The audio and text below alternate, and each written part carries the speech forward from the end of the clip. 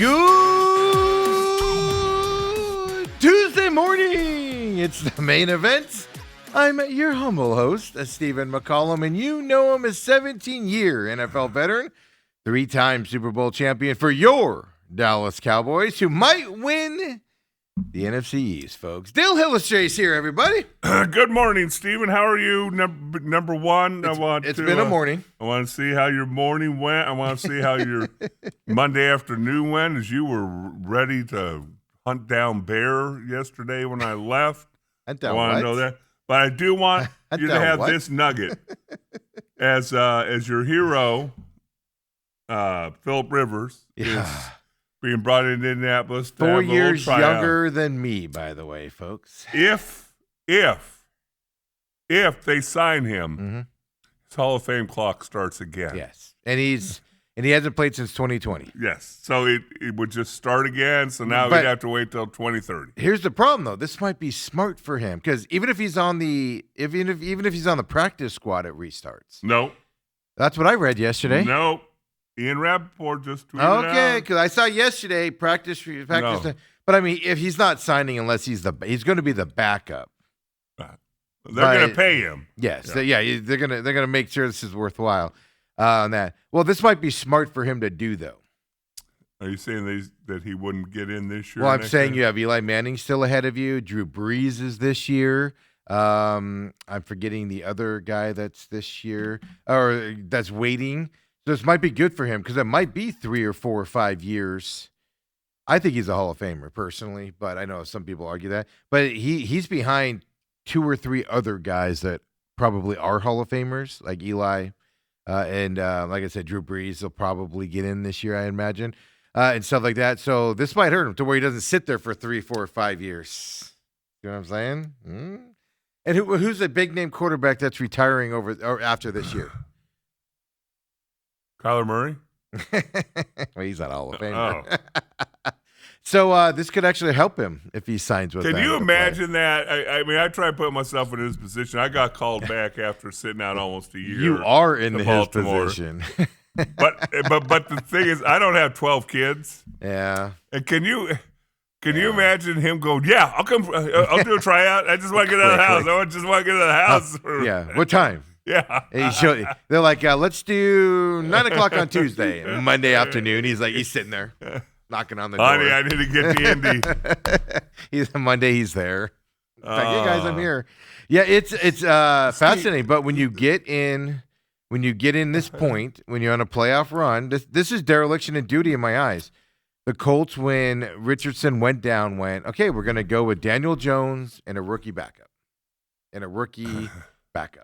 Yeah. And they didn't start making phone calls to guys, on the floor, maybe trade for somebody before the trade deadline, just to help you out, just in case. Especially because they know they've been good all year. It's not like they sucked at the beginning of the year and all of a sudden got good.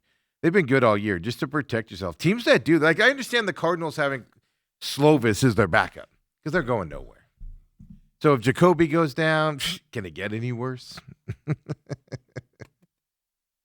I mean, it can because Jacoby moves the ball and stuff, but you know what I'm saying in terms of wins or losses. Colts, on the other hand, are fighting for a playoff position, and this is derelict of duty for them. Can you imagine? I have 2 kids. You have 2 kids. Obviously, my girls are grown up. Can you imagine 12 kids? No. 2. Can you imagine 12? 2's too many. Kids. My parents did it right. They have 3, but my sister's 6 years older than the rest, so they got like a long break, between them. And then me and my brother are 2. But no, I couldn't imagine. See, and I have my thoughts about that too. We can use that for another show. But in my mind, if you're going to have them every 2 years so you don't get out of the baby stage. If you wait 6 years, you're like, oh, we got a kindergartner now. Yeah, that's fed up. And now we're back to a baby. I think they've had them less than 2 years apart, if you do the math. Oh, well, I would have to think that you maybe would. Yeah. Well, I know this. I know Bill Bates. He had a bunch of kids. He ended up having 5. Yeah. They had 5. But he had triplets. Bates ain't watching this. Come on. He had triplets, and some knucklehead. I'm not sure for the doctor. He swears it's a doctor. I don't know, but the doctor said, while the mom is breastfeeding, she can't get pregnant again. Yeah. And that old wise tale. But that was the 70s, right? Different time back then. No, this is 90s. Come on. No, 90s. It was Bill Bates is in 1990. Was it 90? Yeah. No. That was debunked by the 90s, wasn't it? Well, you would think, but he's got 4 under a year apart. You know what? Bill Bates, he grew up in a small area, small town. Get out of the small towns at the doctors, folks. They probably still lose leeches and stuff like that. The old hillbilly medicine, as they call it, from that. Yeah, that was the 90s he was told that? Yeah. I would have thought like late 70s. I think he thought he heard that. Yeah, I don't know if he's actually told that. Plus, I'm surprised his wife, just having triplets, said, okay, yeah, we can. Yeah, well, I know. I grew up with some families with triplets, and then they had like 3 after that. And yeah, but I can understand that, but another one within a year? They were, I want to say not within a year, but I want to say they're like year and a half apart. Yeah. What do they call those Irish twins? They're all born in the same year. Exactly. With the same parent. Not the what some people do where they have 12 kids in a year. They're all different moms. Not that situation. Wow. Well, congratulations, Philip. As a guy who came back at 40, good luck to you, buddy. And well, Philip Rivers wasn't a mobile quarterback. No. Just can he withstand the hits for a few weeks and go on a playoff run is the question. I made it 3 weeks. Could you have gone a couple more? Oh, yeah. The first 2 weeks, well, the first week was the worst. Yeah, you woke up on Monday morning and were like, what did I just do to myself? Yes, and I was horrible. I read those stories about Jerome Bettis where at the end of his career, like he was like, man, Sundays are amazing. I love them. He goes, then I wake up on Monday morning. And he's like, I can't even get out of bed. It takes me 2 hours to get moving. And I'm just like, oh, that's got to be the worst part of it. Let me see here. So Indianapolis, I just want to see what their schedule is. By the way, my bet of Jaguars winning that division, I'm pretty confident of right now. So they're at Seattle, then they're home 49ers, home Jaguars at the Texans. So they got games. 3 warm to indoor weather games. Yes, but they're tough too. But it's not easy. No, but the worst was when I had to play that game in Baltimore on a Monday night. Minus 12 degrees or whatever it is in Baltimore. And then next week got to go to Miami and it was 75. I said, hey, I feel pretty good. I mean, Philip Rivers still has the skill set. Like you can always throw the football. Can you throw it as far as you? He's not throwing 70-yard bombs or anything to that effect. Right. But he's still going to have the question you have to have is the speed of the game. You lose that. And I don't know how fast you can get. Matt Leinart went to Buffalo famously after kind of being out of the league a little bit, and they signed him, and he threw like 4 interceptions in a game. And after the game, he was like, yeah, I have no concept of the speed out there whatsoever. And he specifically blamed the speed of the game and not being caught up on it and stuff like that. But that's the thing you'd have to worry about more than anything else. Philip Rivers is going to be able to do a 5-yard completion, things to that. But the speed of the game, throwing it into tight windows is where you got to kind of wonder. But let me ask you, a free agent, rookie quarterback? Or Philip Rivers. Which one was on a playoff run? On a team that's struggling right now. Yes. I give Philip, if he can throw. Just hand the ball off. You got an unbelievable running game, and then you do a little play action passing. I think you can do it. Throw some quick outs, get some yardage there and everything. I think you can have some. I put more faith in Philip Rivers than I would a rookie. Yeah, I would. Well, especially the teams they're playing. But the heck with all this, Steve. Who really cares about Philip Rivers and the NFL and my Phoenix Suns and the role they're on? I think everybody wants to know, how was Monday afternoon in the McCollum household? Did heads roll? Peaceful. Did heads roll? No. Okay. You want to talk about that? Did heads roll? No, I didn't make any phone calls here. I'm letting it simmer down for a little bit. I was going to say, when I left you yesterday, you're saying I'm calling this guy. No, I said I have to follow up with them. I didn't say I was doing it on the day, but I do have to follow up with them. Yeah, I'm putting my stuff together. I started my script here for my review show. I'm going to start doing my review things I'm going to start doing. I have like 3 right off the bat I'm interested in doing it on. So I started working on that, trying to figure out how that format works and everything. Played a little bit with like the movie review. Instead of doing like a whole 30-minute show like I've always wanted to do, I'm just going to start it small and get comfortable with it type of a thing. And they'll probably suck at first, but who cares, right? Stuff like that. But I get a phone call yesterday from Classic Collision Chandler, where my car is currently at. Oh, did they send it back to Queen Creek? No. And the guy is just amazingly nice at the Chandler location. And he's just apologetic. Man, we screwed up on your light lap. So what happened last time was Queen Creek shipped my car to Chandler because Queen Creek was busy, and I said you could do it. They shipped it to Tempe. They fixed it. Queen Creek didn't catch it when it was sent back to them. And that's my beef with Queen Creek. How did you not catch this? Right? And stuff to that effect. So, but the guy called, and he is so apologetic about he literally is like, man, I apologize for messing up this light for you. I show that they're in stock. There's no excuse for what we did, and I apologize. And all I've said to the Chandler location is, hey, guys, like, I wasn't going to have you fix it, but since Joe's an egomaniac a-hole over there, I want you guys to fix it now. I want you guys, and they're probably going to build the insurance company. Let's be honest. It's not going to cost them anything, right?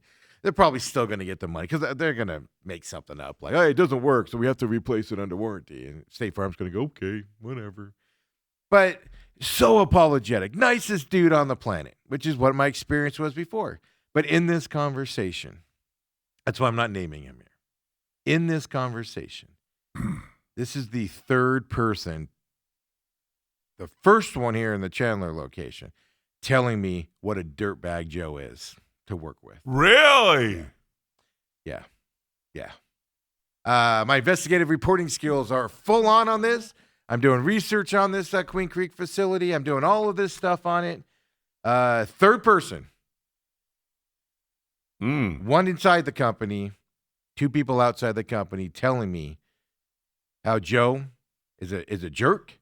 He's mean to everybody. Nobody likes working for him. And that also he takes advantage of things. You remember how I caught on to this whole pitting thing? Did I say this on air? I might not have.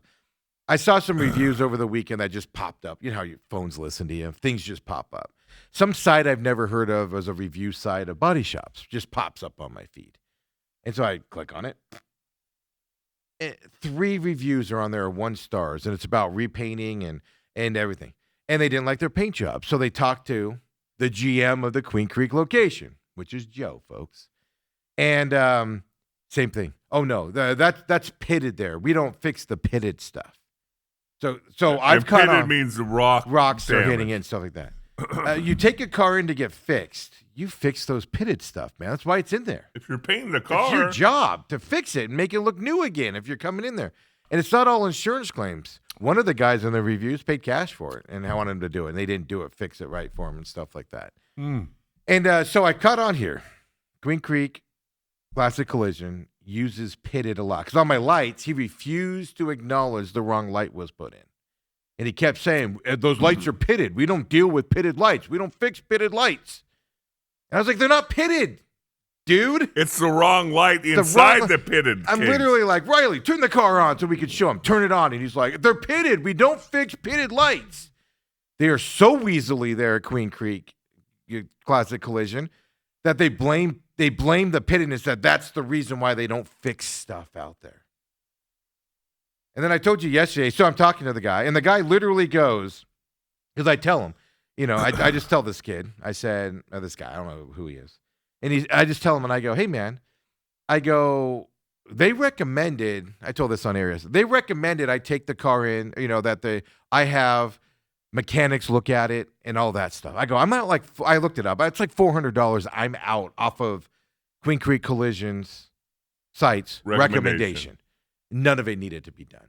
Even Santan Ford's like, this car is in good shape. There's obviously body damage. They said a tire, you can feel the tire when you're driving. It's all flat in one spot. So doom, doom, doom as you go, it's okay. That's fine. I'll take it back to discount, whatever, get it fixed and everything. But there's nothing wrong with this car. Nothing wrong with this car at all. But they recommended it. Again, the license plate situation. I sat 2.5 hours at the DMV getting a license plate because they told me there was no license plate on the car to drive it. So I went and got a license plate. Show up to pick up the car, license plate sitting right there on the dash. So I'm out for it. So I mentioned this to this guy. And I go, hey, man, I haven't made a big deal of this. I go, but what happened was the insurance turned me down for the claim. They're not reimbursing me for it now. So I consider Queen Creek, they lie to people. They send you to the mechanic shop to get stuff done don't need to be done in order to accept your car. They wouldn't accept the car until I did all this stuff. And there's nothing wrong with it. And I haven't brought it up to anybody else, yet, because I was like, if I get reimbursed, who cares, right? The insurance has turned me down. This guy, I mentioned it to him just casually, just like, hey, man, I go, here's my problem. And he goes, send me the stuff. Let's see what we can do with insurance. Because they have close relationships with the insurance company, stuff like that. And I'm like, what customer service here from the Chandler location? So you've got excellent service there at the Chandler location so far, and just an absolute rip-off artist in Joe and the gals at his front counter at the Queen Creek location. And they're all under the same umbrella. It's the same, no franchises, all corporate-owned, whatever. So yesterday, after I had that conversation, I was like, I just need to rethink this a little bit. I'm still going forward with my, you're a dumbass award. We're going to name it something else, and it's going to be sponsored by Joe at Classic Collision. Don't be a Joe or something like. I think like "Don't be a Joe" is what I'm thinking the award's going to be. Don't be Joe. Don't be Joe. Don't be a Joe. Something like that. But in all seriousness, I'm thinking about it, and I'm like, this corporate office needs to know what a ripoff these guys are. Because if they're doing it to me, imagine some. I can afford it. I don't want to pay it, but I can afford to eat it if I have to. What are they doing to the old ladies that go in there, the young kids that go in there with their cars and stuff like that? They're flat out ripping people off, man. And I get angry when that stuff happens. Well, so I'm rethinking it now. Like maybe I need to just contact the go above his boss, go to the corporate office, and just tell him I'm not expecting them to pay for it. At this point, I know they're not going to. Just let him know because he's probably losing a business. Yes, and I'm going to file complaints with Better Business Bureau. I've already done a couple online, and so like that's serious ripoff motif. And now I've caught on to the theme of when they don't do stuff right. Oh, it's pitted. Nothing we could do about that. It was pitted. What's fascinating about that is that I've gone to the same mechanic. He's been at 3 different shops. Yeah, and you would follow him around? Since 1990. Yeah. Found him, liked him, we hit it off, we're buddies. Since 1990. Because a car guy can tell me, hey, you need $3,500 worth of work underneath the hood because of this and the catalytic converter and this. And I go, okay. Dale doesn't know anything about cars, guys. I was like, okay. I know where to put gas in, and I know where to put oil in. And he trades it in as it gets a lot of miles, so he gets a newer car. That's what Dale does. $3,500, I'm just going to trade it in. But if you find something, they could really tell just about anybody anything, and you're going to believe them. Yeah. No, absolutely. If you don't know anything about it. Yeah. Let me get under that. And he said, no, I don't see that. I mean, I know cars. I've rebuilt cars, and I'm not like a car. I'm not familiar with Newark, but I know when somebody's fibbing to me, right? Like I famously at the radio station sponsored a car repair place over in Mesa, and that relationship ended quickly. Not quickly, but it ended fast.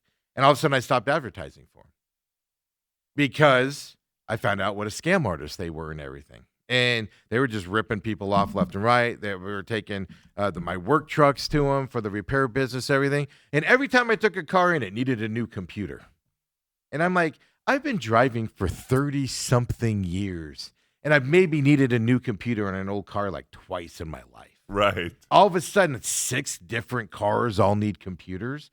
And I went through the right process with that. So I do not like people that I perceive as ripping people off and stuff to that effect. It actually bothers me that they do it. And I'm not going to be quiet about it. I've never been quiet about it, and I'm not going to be quiet about it now. Now it's up to the company, to do what they're going to do about it. My guess is nothing.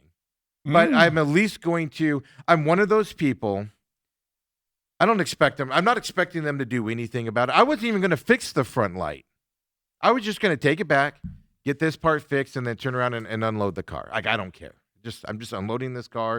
It's a cheap car. It's 165,000 miles on it. It's going to be my daughter's first car. I want it out of my life now, and I want to move on. I wasn't even going to have him fix it. But when he didn't take responsibility of it, and he was yelling at me and calling me names and all that stuff, I was like, you know what? Now you're going to fix it, just to prove my point. Now I shouldn't let you get away. And now I'm finding out all this other stuff about this guy Joe, and I know his full name. Somebody has informed me about him.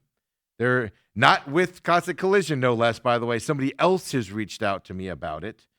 I've got interviews scheduled with people also coming up outside of their business. So, and stuff like that. Like, my whole investigative side of me is like into this now on how he runs that shop, how they do things.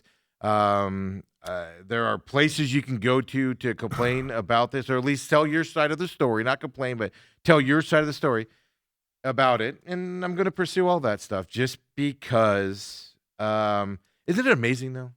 The guy was a jerk to me, won't let me talk to Pam, who has the information. Pam's the one recommended. All I wanted to talk to Pam about was, hey, Pam, you recommended I get this engine thing done because she says she used to work for an insurance company. I go, and they denied it. What's your recommendation for me to talk to the insurance company to get this approved? That's all I wanted to ask her, and he won't let me speak to her. They're his employees. And nobody does unless Joe says what has to be done. They listen to me and they do as I say, says the great Joe of Classic Collision, Queen Creek. So now the fact that they're hiding from me now tells me they know they rip people off. And they're trying to ignore it. They're trying to get past it. And that's what I can't stand. Is, just a simple conversation, probably would have dropped it. Been like, all right, Pam, thank you for the information.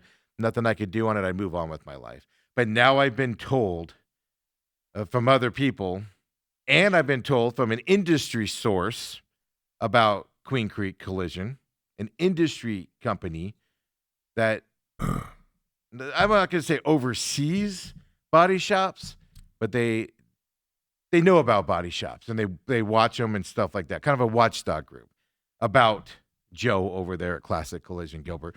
So, and it's just amazing to open your eyes. So let's expose them. Let's bring some daylight onto this deal here. And Classic Collision can keep him employed. I have not asked for his firing, any of that stuff.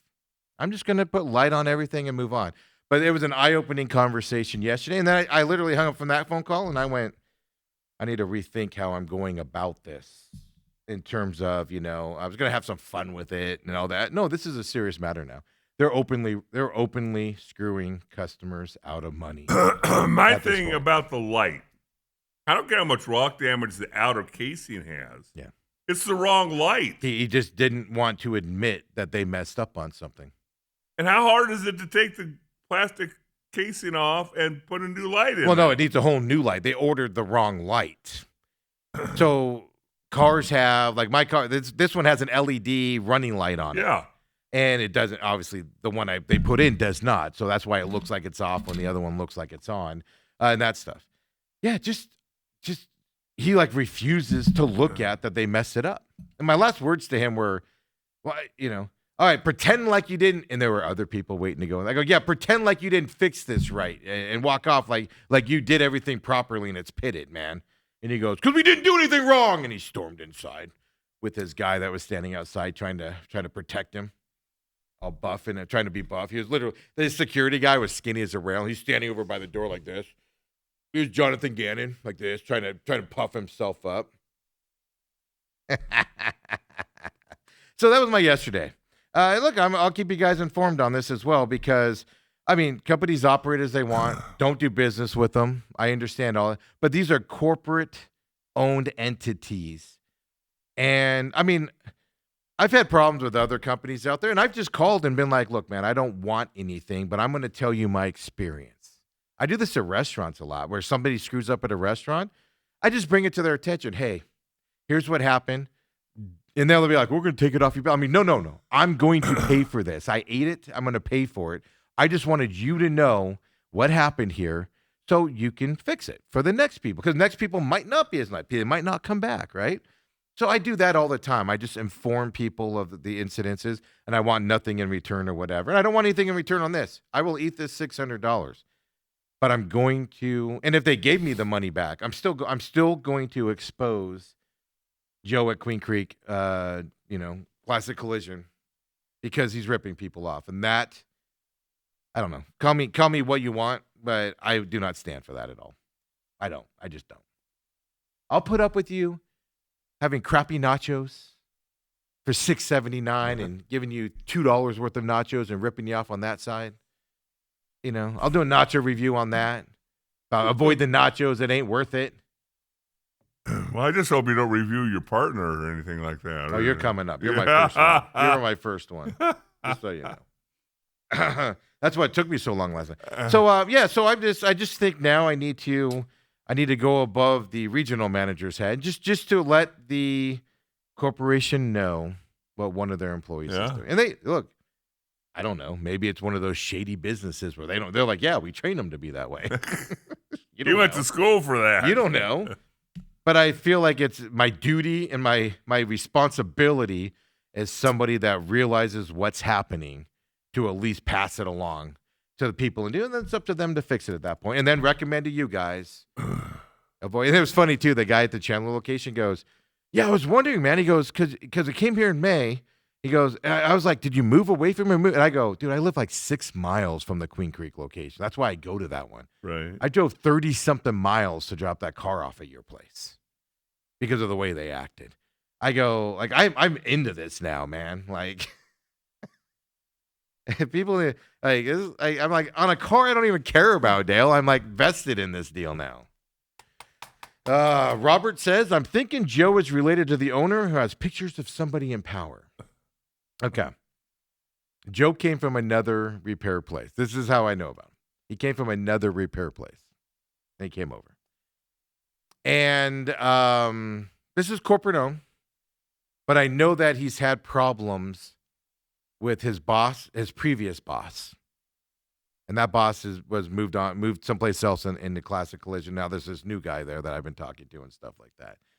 So I don't know. There's something about him where they let him get away with it, which, like I said, it's their prerogative. It's not my place to say they need to fire him, they need to discipline him. That's not nothing to do with me. Hold on. He's doing a worse job than Jonathan Gannon. You're not calling for Jonathan's head. You mean Joe's head? No, you're calling for Jonathan's head. Well, he's not messing with your car. Joe probably makes $100,000 a year, maybe as GM there. Like if he loses that job, he's really got nowhere else to go. The guy's a loser. Jonathan Gannon will be all right. He's going to get a nice defensive coordinator job and everything. No, because I'm careful on. I never tell companies how to handle their business. Right. You give them the information, and you sit back and watch. And then you can decide if you want to use them. Yeah, and then it's your decision on if you want to use them or recommend them and stuff like that. I worked. It's the same thing I say about Michael Bidwell. Whatever I say about Jonathan Gannon being fired or not is inconsequential. Should he be fired? I think so, yes. But if Michael Bidwell decides to keep him, pay attention to that. I might not agree with that. Do I think Joe should be? I don't think Joe should work for them anymore. He's bad. He's a bad blight on that company. But it's not my decision. So you give him the information. Michael Bidwell has the information. And if he keeps Jonathan Gannon, that answers your question. Now you have to decide if you want to keep supporting this team, buying tickets, buying gear, going to the games, talking about the team and stuff like that. That's I've always been that way from that perspective. Get all the facts, pass them along, and then sit back and watch. As I can do. Yeah, Robert, I was just talking about quarterbacks in terms of that, but yeah, don't forget Fitz is going to get in this year as well for the Hall of Fame also. But I was just talking about the quarterbacks, who's in front of Phillip Rivers. I didn't realize he has not played since 2020. 2020 was his, and he didn't even play that year. Wasn't he like a backup or something? Just turned 44. Yeah. Ironically enough, I think yesterday when they called him. Yeah. But he played for Steichen before. He did. That's why I think they're calling him, because he knows that offense. Can you imagine being in that Colts office and you're sitting at GM and you are talking, going, you know what I'm thinking? What's that? No. Why don't we give Philip a call? You think the conversation was like that, or do you think the conversation was, anybody got any ideas? Yeah, we're screwed. Who's got an idea? Let's see, who's got McCollum's number? Well, I put that out yesterday when they said the rookie had a knee and they're not sure if he could play this weekend, and I was all like, all right, who's up to playing quarterback for the Colts this weekend? Heck, with Jonathan Taylor, sign a wishbone quarterback. That's what I don't get, right? Like, I'll go out there and hand off to Jonathan Taylor 400 times in a game. And if you need to pass the ball, I'm sure somebody on a wide receiver or somebody can throw it pretty well. Just go into a wildcat formation and do that, right, where you're dealing with it. But, yeah, so yesterday, I mean, it was a good day yesterday. I had no qualms with anything. Right. But got some light done there as well. So, and all of that stuff. But throw up the NFL show picks for everybody here, Kobe, if you will, here. Dang. We keep tying here all of a sudden. I don't like it. First of all, Eagles are done, right? Like we keep trying to bury them, and then they always come back. But 5 turnovers last night. I don't know if Hurts survives a 5 turnover game in terms of. Well, 2 on the same play. Well, that too.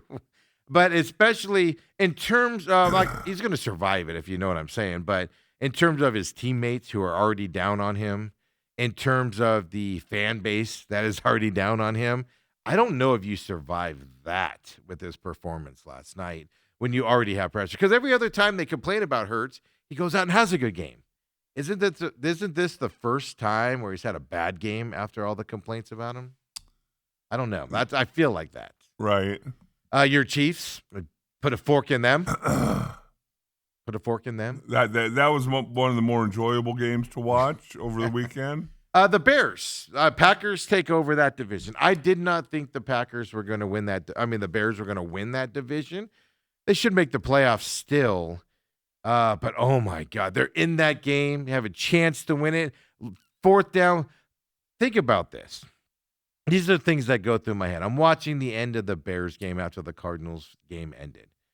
And they do a 4th down play call. They're in the red zone. They have to score to stay in this game and tie it up and everything. And they do this just beautiful play call. Man, Caleb rolls outside. They fake everybody to the right. Everybody bites on it, and he just doesn't put enough touch over the top to complete that pass in the end zone. Couple inches, a little bit more arch on it, and that thing's completed in the end zone. But think of the play design, and now think of the Cardinals and their 3rd down and 4th down play designs. It's disgusting.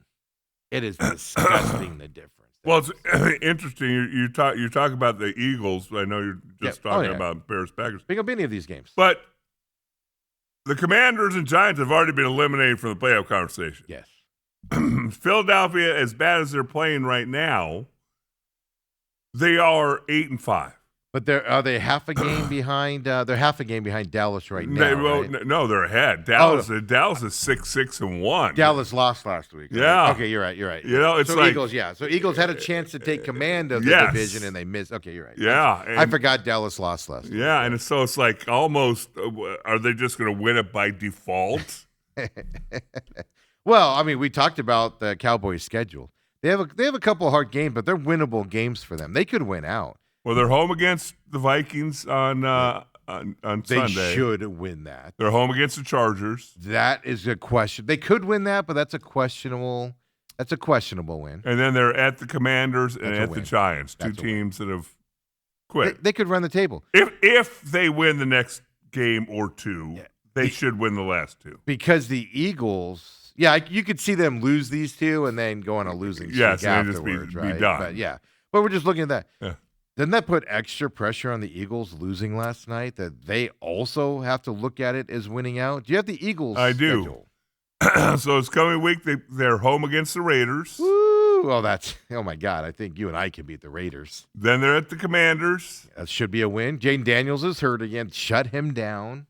Then they're at the Bills. That's going to be a tough one. I'd say probably the Bills disappoint, but that's one that you could lose, right? So let's say that's a loss.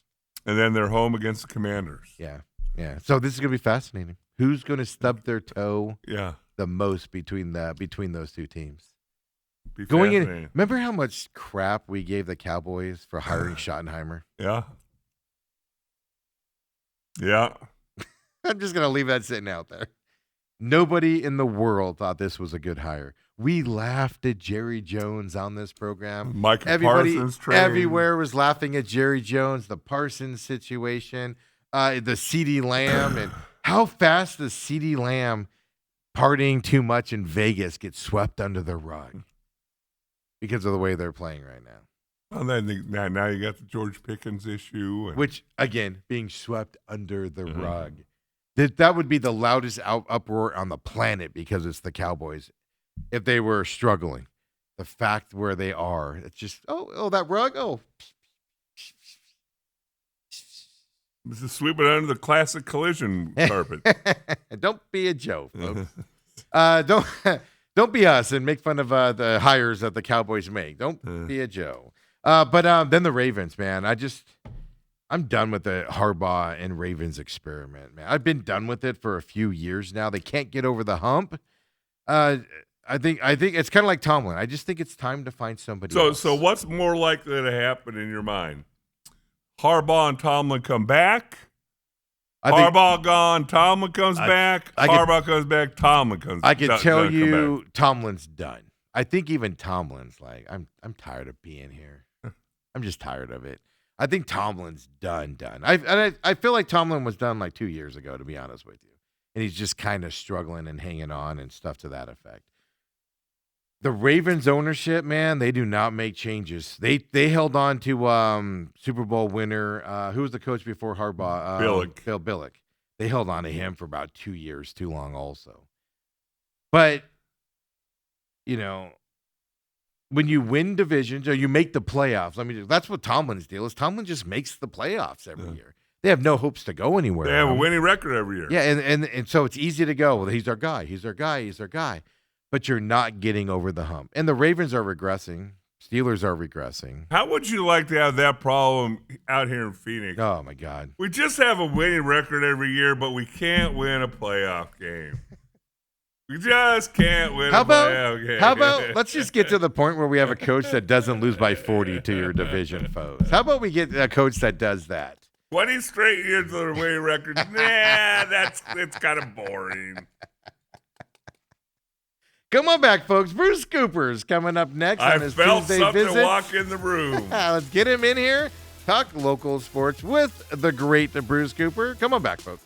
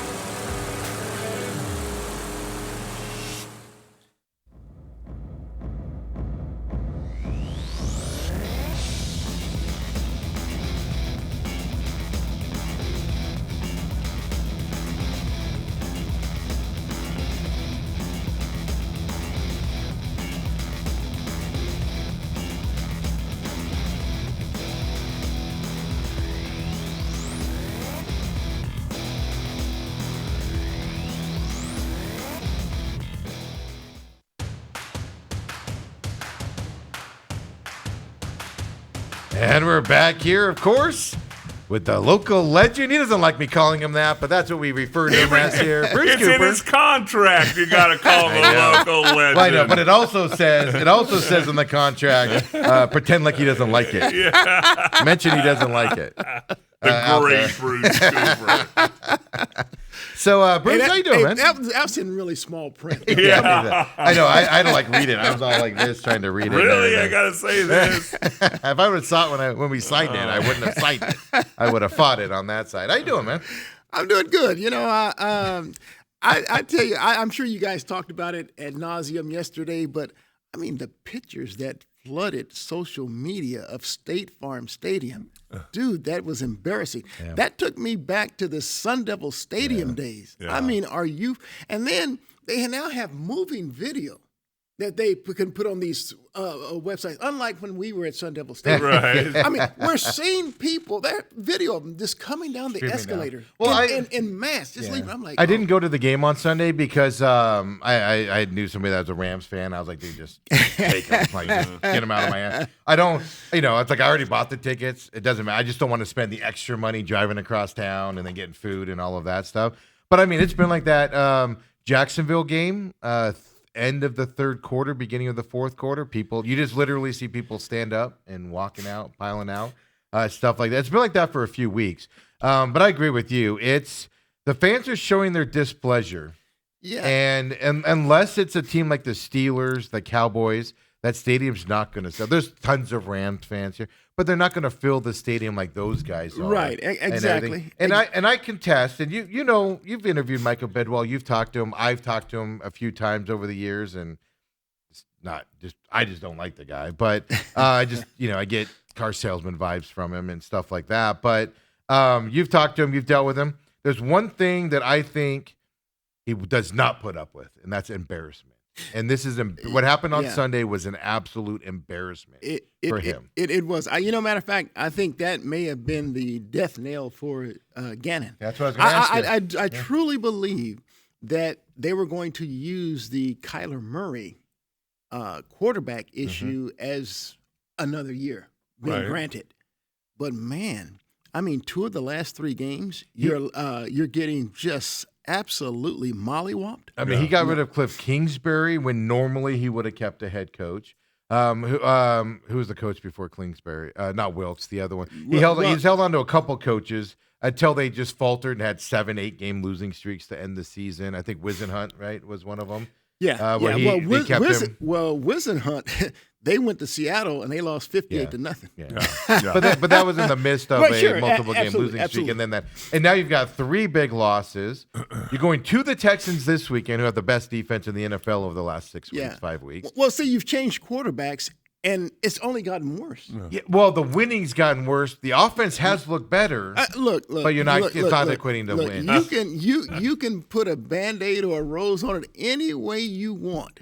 The bottom line is, this team is getting mollywopped and embarrassed at levels they weren't before. And I said yesterday, I can understand keeping Drew Petzing till the end of the year, and the whole offense is because you fired Drew Petzing, who's taken over. I might as well keep them all, but you have to move on. Literally January. What's the last game? January 4th. Literally the night of January 4th. Those guys are out of the Black Monday would be what, January 5th. I would even wait till Monday. He's got to be gone. So do you see any scenario though to where Jonathan Gannon stays, but Bidwell says you got to change your offense coordinator? No, look, I think that would be a huge mistake. Okay. Look, I've been around this market and covering sports for a long time, the better part of 4 decades now. Almost as long as I've been alive, Bruce. Thanks for saying that, man. And anytime you hear players go out and endorse their head coach while you're losing. Yeah. Exactly. Thank you for that point there. While they're losing, it tells me that they don't want change because they're comfortable. They're comfortable. I said that last week. And you know who I brought up? I don't know if you remember when Antonio Pierce was in Vegas, right? And Max Crosby comes out and said, "It wasn't just him." But he was the loudest one. If you don't sign Antonio Pierce to be the head coach, I want to be traded. Yeah. Well, why is that? You guys weren't winning. Right. So why is it? Well, they did go on a winning streak when he was interim. Yeah, but not. They were not in the playoffs or anything. I understand. And so you have to change the culture. And see, Phoenix Suns, I know it's a different sport, change the culture relative to the coaching staff, but it's the types of players that they brought in, namely some guy named Dylan Brooks, who you have to go that route. Yeah. The Phoenix Suns have changed it overnight. Well, look how the Suns played last night with two of their guys that set the tone. How about this? And I wanted to bring this up. Yesterday, during the day, Dylan Brooks was questionable. Yep. Whatever his injury was, he's questionable. It's soreness with his Achilles. When's the last time a Suns player was questionable and played? And then played. Yeah. Yeah. And then had a hell of a game. And that's the difference from here. This 6 inches. Yeah. And I keep saying it. I think the Suns. I think the Cardinals need to use the Detroit Lions as their model. Yeah. They brought in speed, burst, and playmakers. And attitude. Well, sure. But that attitude really came from their head coach. Yes. All right. But I'm talking about this Cardinals team, offensively especially, they're bereft of playmakers. Go defensively, other than Josh Sweat. Name a playmaker. Well, I'm telling you, Detroit at least started offensively. So when you're scoring, when you're looking good offensively, you're at least entertaining the fans. Yeah. You may lose, but I call that the old Suns 7 seconds and less. Yeah. They weren't winning a championship per se. Hey, don't start me with that. Because they lack that toughness. I do have some issues. I'm still upset over the Robert Horry hip check. That's the one year. Dude, that's a real thing. Yeah. That's a real thing. I know you can't bring that up. It's a real thing. I was there. I'm with you. But my argument is like the Barkley years, right? The toughness was there, but not to get you past that level. Yeah. They would go and they'd play the Spurs and they'd get beat because the Spurs were tougher. But you'd win 60 games a year, but it would and be entertaining during the regular season. That's kind of what I'm getting at here. Cardinals are just not entertaining. No. And when you don't have the guy, I think I pointed out here a couple of weeks ago, maybe 2 or 3 weeks ago. I was at home on a Sunday, and I said the Cardinals went to overtime. The Lions went to overtime.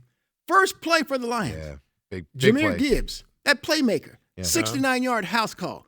If it's a Cardinal running back, that plays 10, 15 yards next snap. I don't even know if they get 10 or 15 yards. Bruce, they had 8 carries for 23 yards at halftime on Sunday. I think Dale pointed out that they lost their balance, and so when they had that run during the first half when they were in first place, and we're talking about a playoff team. They had the balance. I mean, last year they were balanced. Yeah, I'm talking about last year. Everything Conner was just off the chains, running and everything. Offensive line was playing much better. They finished 5th overall in the NFL in rushing yards and stuff. So they had that. And so, look, I would never call James Conner a playmaker. He doesn't have that burst or anything, but he played with that. I was saying last year that offense ran through James Conner. Well, you could say you can make that argument. Absolutely, you can make that argument. When he wasn't in the game or he wasn't on a play, it changed. All I'm talking about is that he played with that Cam Scatterboo type of effort. But doesn't that go off of what your coaching does and way your coach reacts? Well, yeah. The statue. But all I'm talking about, I still go back to the Lions model. Is when Dale was with Jimmy Johnson, they talked about what was it? Big proponent of speed, right? Oh yes. Yeah, and speed kills. Yeah. And so I think if you look at the Jameson Williams, the Jahmyr Gibbs, and things, I mean, they just bring that Antonio Brown or that Tyreek Hill type of just speed that you just make defenses say, "Oh, I gotta cover this," and you open up other areas. Yeah. And so the Cardinals are bereft of that type of skill set and that type of burst of speed. Oh. And I'm convinced, and this is why I don't mind if I'm watching Monday Night Night Football. Now the Eagles fans are upset because Jalen Hurts has stopped running. Yes. They said he just stopped running, and then I'm watching some guy named Justin Herbert, who's not known for running. With a broken left hand. Yeah, and he gave the option fake, pulled it out twice, picked up big first down. I love dual threat quarterbacks. I've told you guys this on this show. And so you do. If you're going to get rid of Kyler Murray, okay, but give me a dual threat quarterback. But Jacoby Brissett's not that. I want more of a Josh Allen dual threat where he pulls it down and runs when he has to, but he looks to pass first. Look. Not that's a Lamar Jackson or not a Kyler Murray type, where first thing they do is run with it. Look. I'm okay with that. Okay. I'm okay. I just want a dual threat quarterback. Yeah. So basically, Steve said, all I want is the best quarterback in the league to come here. That's all I want. Dale, am I asking too much? Well, there's not a lot of Josh Allen around for sure. And look. How many times have we seen Patrick Mahomes win Super Bowls because he's made big plays with his feet? Yeah. That's just a quarterback. But even when he's running, he's looking down the field until the last possible second. But he's made those plays with his feet. Yeah. And so I already know Jacoby Brissett's not that dude. He can't. He can't. At all. No. He looks like me running. Like I said before on this show, I don't think he can outrun Kurt Warner. No, but see, the thing about Brissett is he, in my mind, is the perfect backup. Or if he came in, if he had to come for 3 or 4 games, he might win 2 of them. He might. Yeah, but here's the problem, Dale. You're not going to find that quarterback in year 1 of this draft. I mean, whoever you draft, I don't care if it's Mendoza didn't change your mind with that Ohio State against Ohio State. Woo, he was throwing some pretty balls there, Bruce. He looked real good in that 13-10 win. I tell you, and Ohio State missing chip shot field goals. Yeah, look, I'm not trying to throw shade on the guy, but look, the backups in this league from a free agent standpoint. The draft, and I look, the quarterback that I've seen in the draft that I like better than anyone is Ty Simpson of Alabama, because he can at least move. He can do some things with his feet, but he's only had this year as his experience in playing starting quarterback in college football. So he doesn't bring a lot of experience to the table. But that's all I'm saying. If you're going to move on from Kyler Murray. And look, like I said, he's not a relative of mine. He's not a friend of mine. I don't really know the guy outside of some interviews. Nobody knows him. Yeah. All I'm saying is, give me somebody better than him. That's all I'm asking. Just give me somebody equal or better. You're practically asking for the same thing I'm asking for. Just dreams and hopes and dreams. Because Kyler Murray's a top 15 quarterback in this league, whether you want to face it or not. I agree with that. There's no question about it. And the top 14 are taken. Yeah. And they're not going to be released anytime soon. And so I don't really, for me, if you guys ask me, should the Cardinals bring back Kyler Murray and get rid of him? My answer is easy for me. I'm bringing him back. So you're saying you want the coaching staff fired, but bring back the product on the field. No, you got to change. I'm changing both. I'm getting rid of the. I already told you guys I'm bringing in Steve Spagnuolo from the Kansas City Chiefs. Yeah. I'm sure he'll bring an offensive assistant from Kansas City that'll make him their and I guarantee you, whoever he brought in would have more experience than Penzing and the rest of the offensive staff. But Dale, I have to bring in speed. I have to find some burst. I have to find some playmakers. And once I do that, I'm now moving. So I look at Kyler Murray as a playmaker, believe it or not, just because of his dual threat abilities. And so once I get the ball out of his hands, whether it's to a running back like Jeremiah Love, again, I'm getting him to a playmaker. Whether it's getting it out to a wide receiver, it needs to be a playmaker.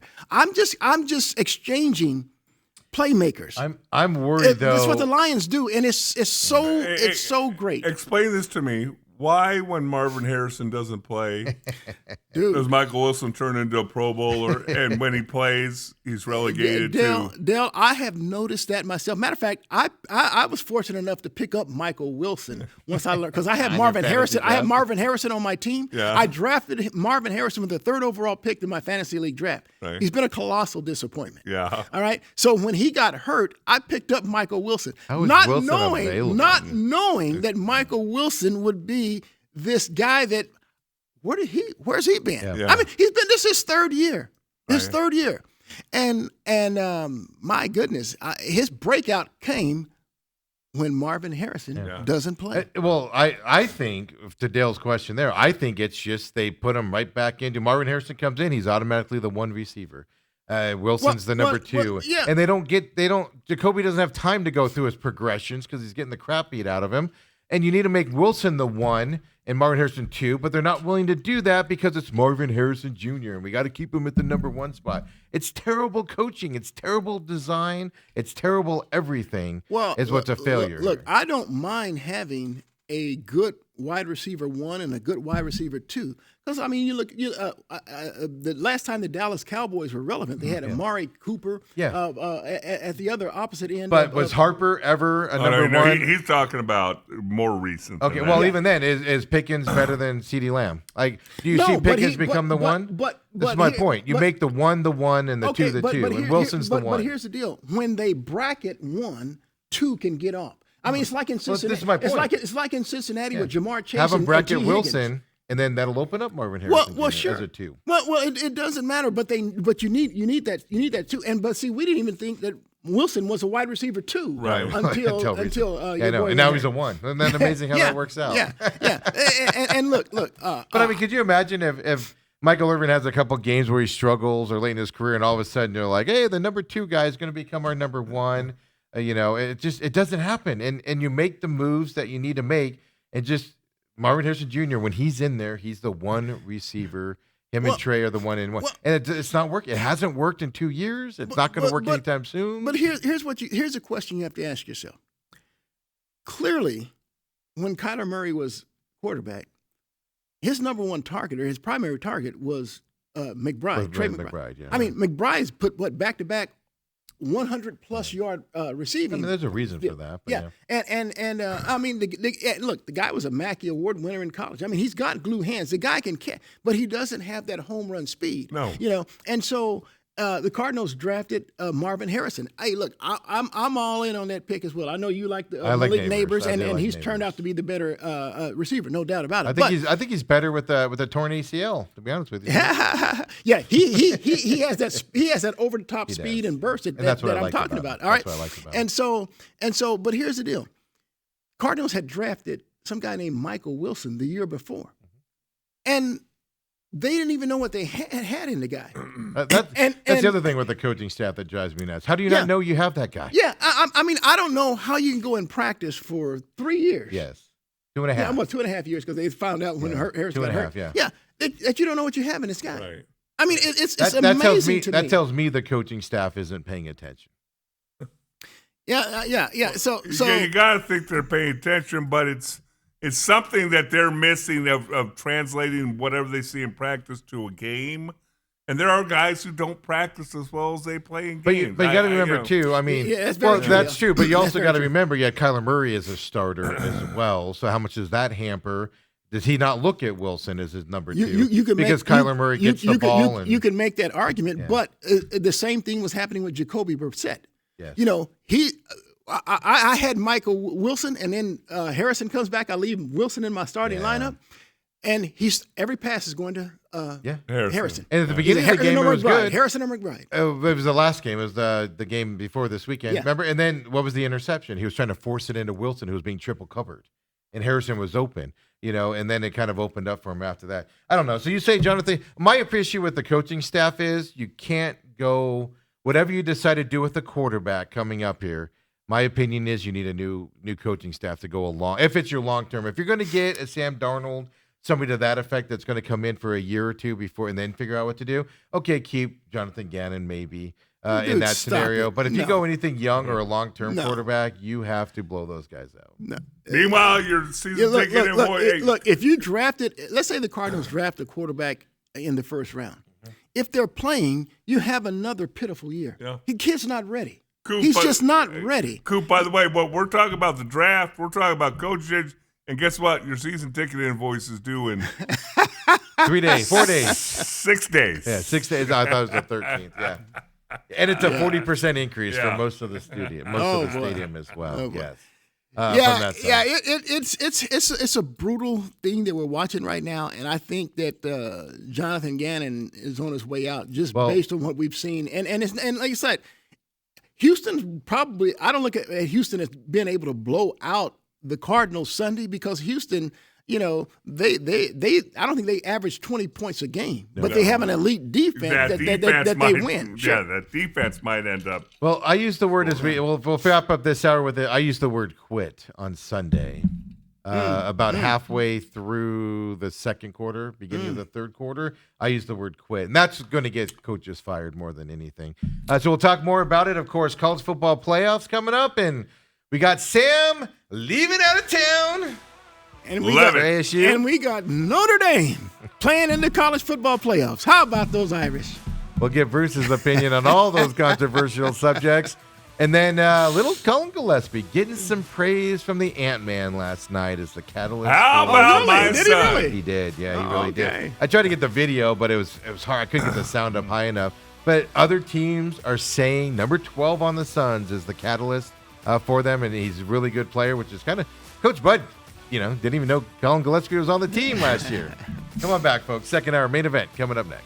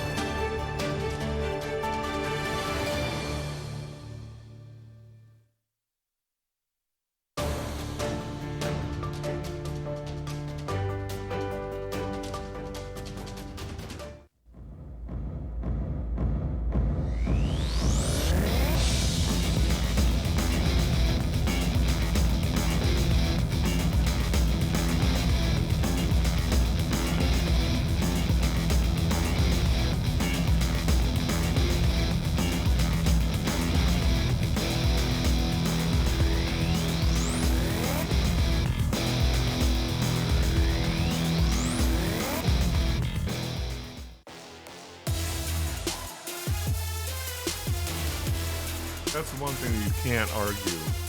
Steve, when are these No, what are you commercial saying? breaks Keep going to be talking. I was longer going to let for you go crying and out talk loud? as well. I can't even stretch for crying out loud. Well, we'll get into that there. Second, I was going to let you keep talking. Get your point out. We'll preview that portion of the show coming up. Well, and, of course, the- second hour main event here, folks. Well, is Bruce Cooper the great one, as you like to call him? Bruce Cooper here to my left, the 17-year NFL veteran, Del I'm Hellish just to my a right. guy, you know. I'm just the guy here. But we're talking about college football playoff, and we talked about it a little bit yesterday. But the whole thing is, I could see if you had Miami ranked ahead of Notre Dame before last week. Absolutely. Absolutely. Because, again, if you look at all the metrics, and I'm not an analytics guy, but I guess you can look at all these metrics and, oh, they're close. And if they're close, well, then I go to on the field. Do they play? They did. And I don't care if it's back in spring ball. If you're the two teams are on the same field and they play, you gotta lean towards the team that won. But Dale, here's my point. Notre Dame lost to Miami in week 1 of the college football season. Right. When the college football selection committee started putting their rankings out leading up to Selection Sunday, Miami has for never 5 consecutive weeks, they already knew that Miami had beaten Notre Dame in week 1, but they had Notre Dame 10, Miami 13. Yeah. That's just it stayed that way. Notre Dame was at 10 for 5 consecutive weeks. So they're in. Right. Now, neither Miami nor Notre Dame played on championship conference weekend. Yeah. And so to see Miami leapfrog Notre Dame, and you want to use that excuse about they beat them head to head, the committee knew that when they started ranking them. Yeah. So it makes the logic makes zero sense. Well, then to add a second group of 5 team in there and shut Notre Dame out. This was personal against Notre Dame, and Notre Dame knows it, by the way, which is why they aren't playing in the bowl game. Well, Notre Dame knows this is personal against them not being in a conference, and that's why they're sitting this out. And we'll see what the other ramifications are coming up as well. Yeah, but Alabama's a 3-loss team. Well, so that's the thing. And they didn't drop. It's like, well, so they had 3 to me, there's a myriad of different arguments here. You have the Miami Notre Dame, whereas if Miami was ahead of Notre Dame for those 5 weeks, we absolutely not a problem. Yeah. Not a problem. Yeah. But to switch them when they didn't play, that's absolutely. number one. Major well, problem. they used the excuse BYU lost big, so they had to drop BYU down, which put Miami next to Notre Dame, and then you can compare. It still shouldn't affect. With all kinds First of all, don't ignorant- yell at me. It's the dumb committee that's biased there that said that. But then another argument to this thing is Alabama with 3 losses. Yeah.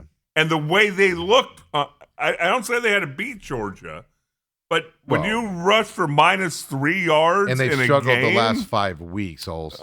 and you're going to put a 3-loss Alabama team in? Yeah, That doesn't make sense. And then the last thing in my mind, and maybe the biggest, is James Madison and Tulane. If you want to give them one spot to be fodder, go up to Eugene and get your butts kicked in the first round of the playoff. 1, okay. 2, ridiculous. Yeah. Go to 16 and put 4 group of 5 teams in. So basically, teams are getting buys in the first week. To have 2 teams get a bye and 2 teams have to, like Oklahoma, Alabama have to play, Miami and Texas A&M have to play. Why is it fair to them that they have to play a hard team in their competitor level, and 2 teams like Oregon gets a bye week in that first round? It's just an utter disgusting thing college football's done. Yeah. All around they are struggling to get that right. Yes. But I'll say this to the next point. It doesn't matter that Miami got in. It doesn't matter that Alabama got in. They're not winning a championship. Your champion's coming from the top 4. They're not, but at least they have a chance to wear that Cinderella shoe, just like so many teams do in the NCAA March Madness. Basketball's way different. It is different, but you can't win if you don't play, right? I don't disagree. You got to get in. You get into that can. side. Miami just proved that. You can win. Watch Miami go on this run title. with Carson Brett. We'll get back to college football in a minute because we were talking NFL earlier, and you proclaimed coaching staff gone. What about Absolutely. Monty Austinford, GM? Monty stays. I mean, you can't completely get rid of the entire front office and just start. I think that Monty, now that he has seen what he's put through in the draft, and he's not getting a lot of. He has 0 Pro Bowlers, though I think he has a draft pick or 2 that could maybe evolve into a Pro Bowl. But in his 3 seasons as general manager, his drafts have not yielded any. Everybody's like, we get a better draft pick, and I'm like, why? So they can come in with a calf injury and miss half the season, or not be able to catch? Like, what's the point of a higher draft pick? Look, I'm telling you, if they went and they drafted Jeremiah Love from Notre Dame, the running back, they would make me an awfully happy young man. Well, that's the first step in trying to reignite not only their running game, but just the overall playmaking, speed, and burst that they lack on that team. Name me a guy on that team.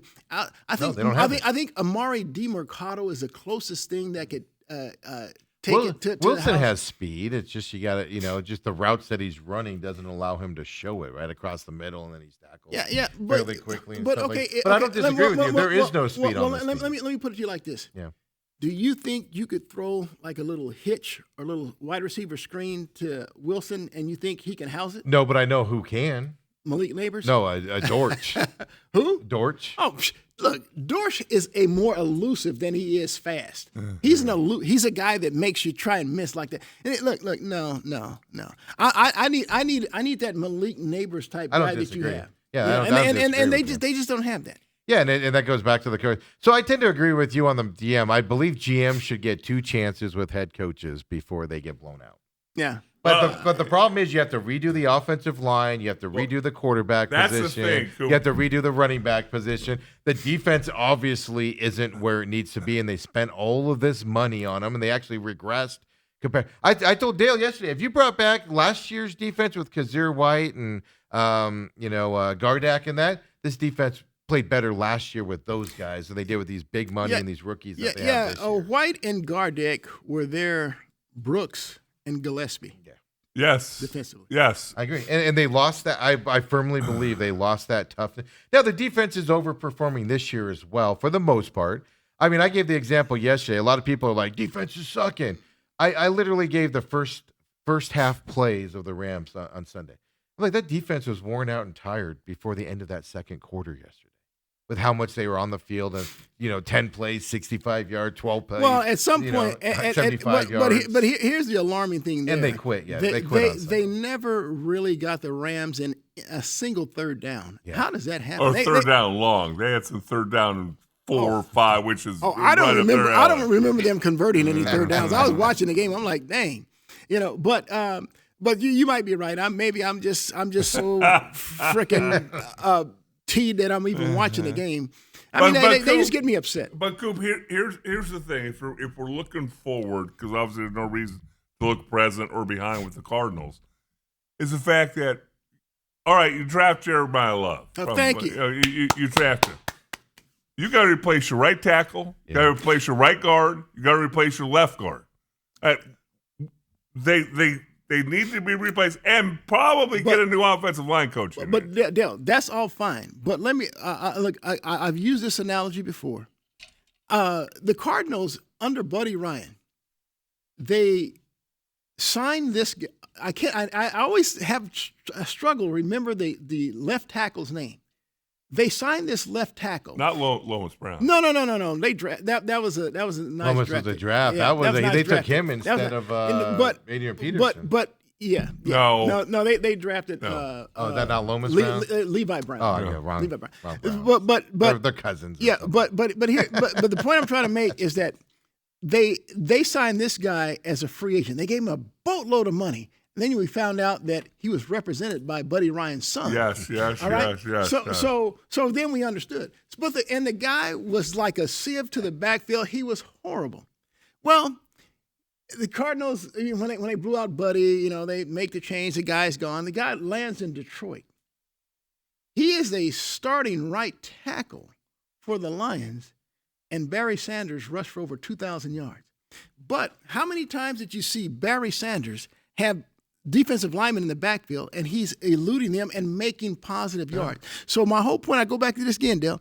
If you can take I'll take a playmaker over an offensive lineman. I don't want to. I know you're an offensive lineman. I don't want to cause you any grief there, but I'll do unless I'm a team that has already established, and I'm just need to short my offensive line. That's when I go. But in the first round, in the top 10, especially because the Cardinals going to have a top 10 pick. I can't go. I can't do that. I know I said on this show, I take you to that 89 draft. Packers had the second overall pick behind the Cowboys, who took Troy Aikman. They took a guy named Tony Mandrich. Yep. The guys behind him, Barry Sanders, Derek Thomas, Deion Sanders. Do I need to go in? No, you don't. So that's my point. So that's why I'm taking Jeremiah Love. And then if I have to go and trade for an offensive lineman, maybe sign one as a free agent, that's what I have to do. Or if I have to find one lower in the draft, I have to do that. But I cannot. Or how about this? Maybe I just develop some of the guys that I've already drafted that aren't doing a darn thing. Can't develop anybody. But hey, here's the thing, and people get blown away by this. If you go from left to right on our Dallas Cowboys offensive line that won 3 Super Bowls in 4 years, Mark Tuinei was a free agent defensive lineman that they moved to left tackle. Nate Newton was a free agent from the USFL that they moved to Dallas in the left guard. Mark Stepnoski, our center, 3rd-round draft pick. Our right guard, some of it was John Giesick, some of it was Larry Allen. Larry Allen was the highest drafted guy. Wow, Larry Allen was a Hall of Famer, dude. Yeah, second round draft pick. Okay. And then, small school. And right tackle was Eric Williams, and he's a 3rd-round draft pick. Not a first-rounder amongst them. Yeah. And so, again, you can put lines together without taking top 10 picks. I understand that. Yeah. I remember the Redskins under George Allen with the Hogs. None of them were first. Well, no, that goes to developing talent. Absolutely. And this team and this coaching staff, name somebody that's developed and improved. You had that offensive line coach that came here with the Cardinals. Who's the offensive line coach for the Redskins back in the day? Joe Bugle. Yeah, Joe Bugle. Yeah. A hell of an offensive line coach. This guy here, he probably needs to go back to Ohio State. Is it a coincidence Ohio State's dominating this year? No? But, I mean, you go back to the development of stuff, and then I'm going to lead you to this, so you see it here on my screen. I don't have the audio specifically on this, But what's the injury situation with the Cardinals, right? Trey Benson, they brought him back and opened his window, which tells you he's healthy enough to start practicing. Yeah, but now he's practicing. You see video of him practicing, and now Jonathan Gannon yesterday says he's not quite sure if he's going to come back on the team or go on IR. He's another one of those Austin Fourth draft picks that has just not done anything. And then you go to Kyler Murray here, right? He was asked specifically, I think by Gambo yesterday, if Kyler Murray had a setback, because they're not using the word setback with Trey Benson. It's either a setback or you open his window when he wasn't ready with Trey Benson, right? Then Kyler Murray. And he said, I wouldn't call it basically a setback. They're all kind of different. How he was doing, how he was rehabbing, all of those things. We just stalled out a little bit. Then he got a couple other opinions, and he needs rest. Have you ever heard of a foot injury? I mean, we got a football guy here. Have you ever heard of a foot injury that didn't require surgery, didn't require a walking boot, allowed you to practice at full speed for 2 weeks leading up to that Cowboys game before you go on IR? Have we ever heard of a foot injury that just needs rest and you're unable to play because you just need over a month, 2 months worth of rest on a foot injury? It's funny you say that because I just saw this on Twitter 30 minutes ago. All-pro offensive tackle Lane Johnson had a Liz Frank fracture earlier in the year. Yep. And he's due to come back either this week or next. Yeah. And that's but he was in a walking boot. Liz Franks are very painful. Yes. You're in a walking boot. You're rehabbing it. All that. It's just there are questions on the medical staff here with this team. There's questions on how they're operating with these team guys, and it's frustrating. It's ridiculous. And then for Jonathan Gannon to say, "I'm not quite sure if Trey Benson can come," you know. Well, first of all, Benson is just let's go ahead and call him borderline bust. All right. I don't even know if he's borderline now. Yeah. Now, and as it relates to Kyler Murray, look, once Murray, I think he was so humiliated and embarrassed. I agree with you after that Tennessee loss that he wanted to maybe look for an excuse and say that I'm watching the game at home, and who was the guy that did the color analyst, the defensive guy? He's sitting there going, "Oh, I've been in that position with a bone bruise, and it's just hard to heal." And I'm like, why is everybody making? I understand the Cardinals putting good faith on it because they got to unload him in the offseason or whatever. Yeah. But this is ridiculous. People aren't stupid. Stop acting like we're stupid and stuff like that. Stuff. Just Kyler Murray doesn't want to play. Cardinals don't want him to play. He doesn't want to play. Let's just move on with our lives and move on. Why are we still pretending that a ball off the face hurt his foot so bad that he needs 2 months off without surgery and a walking boot? It's insulting. What are we doing? Well, I'll take you back to how the Raiders handled this similar situation. They had a guy named Derek Carr that they had a lot of money invested into. And so they realized that they needed to move on from Derek Carr. But they weren't going to pay him send him out on the field and play him and risk him getting hurt. Exactly. That's the situation I see with the Cardinals and Kyler Murray. The Cardinals have decided they're going to move on from him, but instead of being transparent about the thing, and maybe it's because the Murray camp is trying to save face, and they tell the Cardinals, "Hey, well, we'll mutually." Why are you listening to Murray's camp? I don't know. Why does Kyler Murray dictate everything with the Cardinals? He's always dictated everything. That's just speculation on my part. No, you're right, I don't know that for a fact. Right, but my point is that this situation is eerily similar to me to what the Raiders faced with Derek Carr when they decided they were going to move on. This is my point, though. We know what's happening. Yeah. And then they're still pretending that he's got a bone bruise 8 weeks later. Yeah. Well, at the end of the day, I think they are allowing the people who are smart enough to understand we're not playing him because if he gets hurt again, we're going to owe him a bunch of money. That's what they were saying with the Raiders, and then the Raiders moved him to the New Orleans Saints, and so But it's almost like when you have a Cardinals coaching staff the fan base has an issue with their coaching staff, but Jonathan Gannon saying, we're just going to wake up tomorrow and get back to work.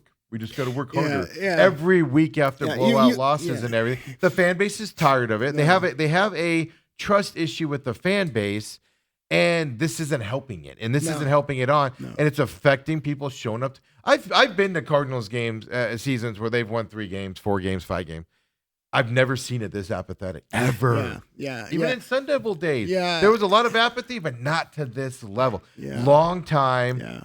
like your brother, longtime season ticket holders. There's always people that threaten to leave, and stuff to that effect. But longtime season ticket holders are now having enough. And it goes to that trust issue of no faith of what's coming down the pipeline. Here's Jonathan Gannon. He was asked yesterday on how the players are feeling after Sunday's blowout loss here. So here's Jonathan Gannon talking about the players. They're down, obviously, you know what I mean, but they're gonna keep beating on the wall, man. You know what I mean? They're pros. We got good guys in there. They want to go out and compete. They're not happy right now, but it's the solutions are there. We just got to go do it. Well, what solutions are there, Dale? Hey, let me tell you something. That fourth quarter, I've been on. I was saying this yesterday. I've been on some really, really good football teams. Been on a couple really, really bad football teams. And that defense, Sunday, fourth quarter, Coop, you could have gained 75 yards rushing against them. They quit. I mean, that was a team that said, no mas. I quit. I'm not chasing the ball. I'm not getting to my gap. And the body language, I'm a big body language guy. Some people will say too big a body language guy. But I can always, in my mind, I can tell when Steve's telling me to F off without saying it, just by his body language.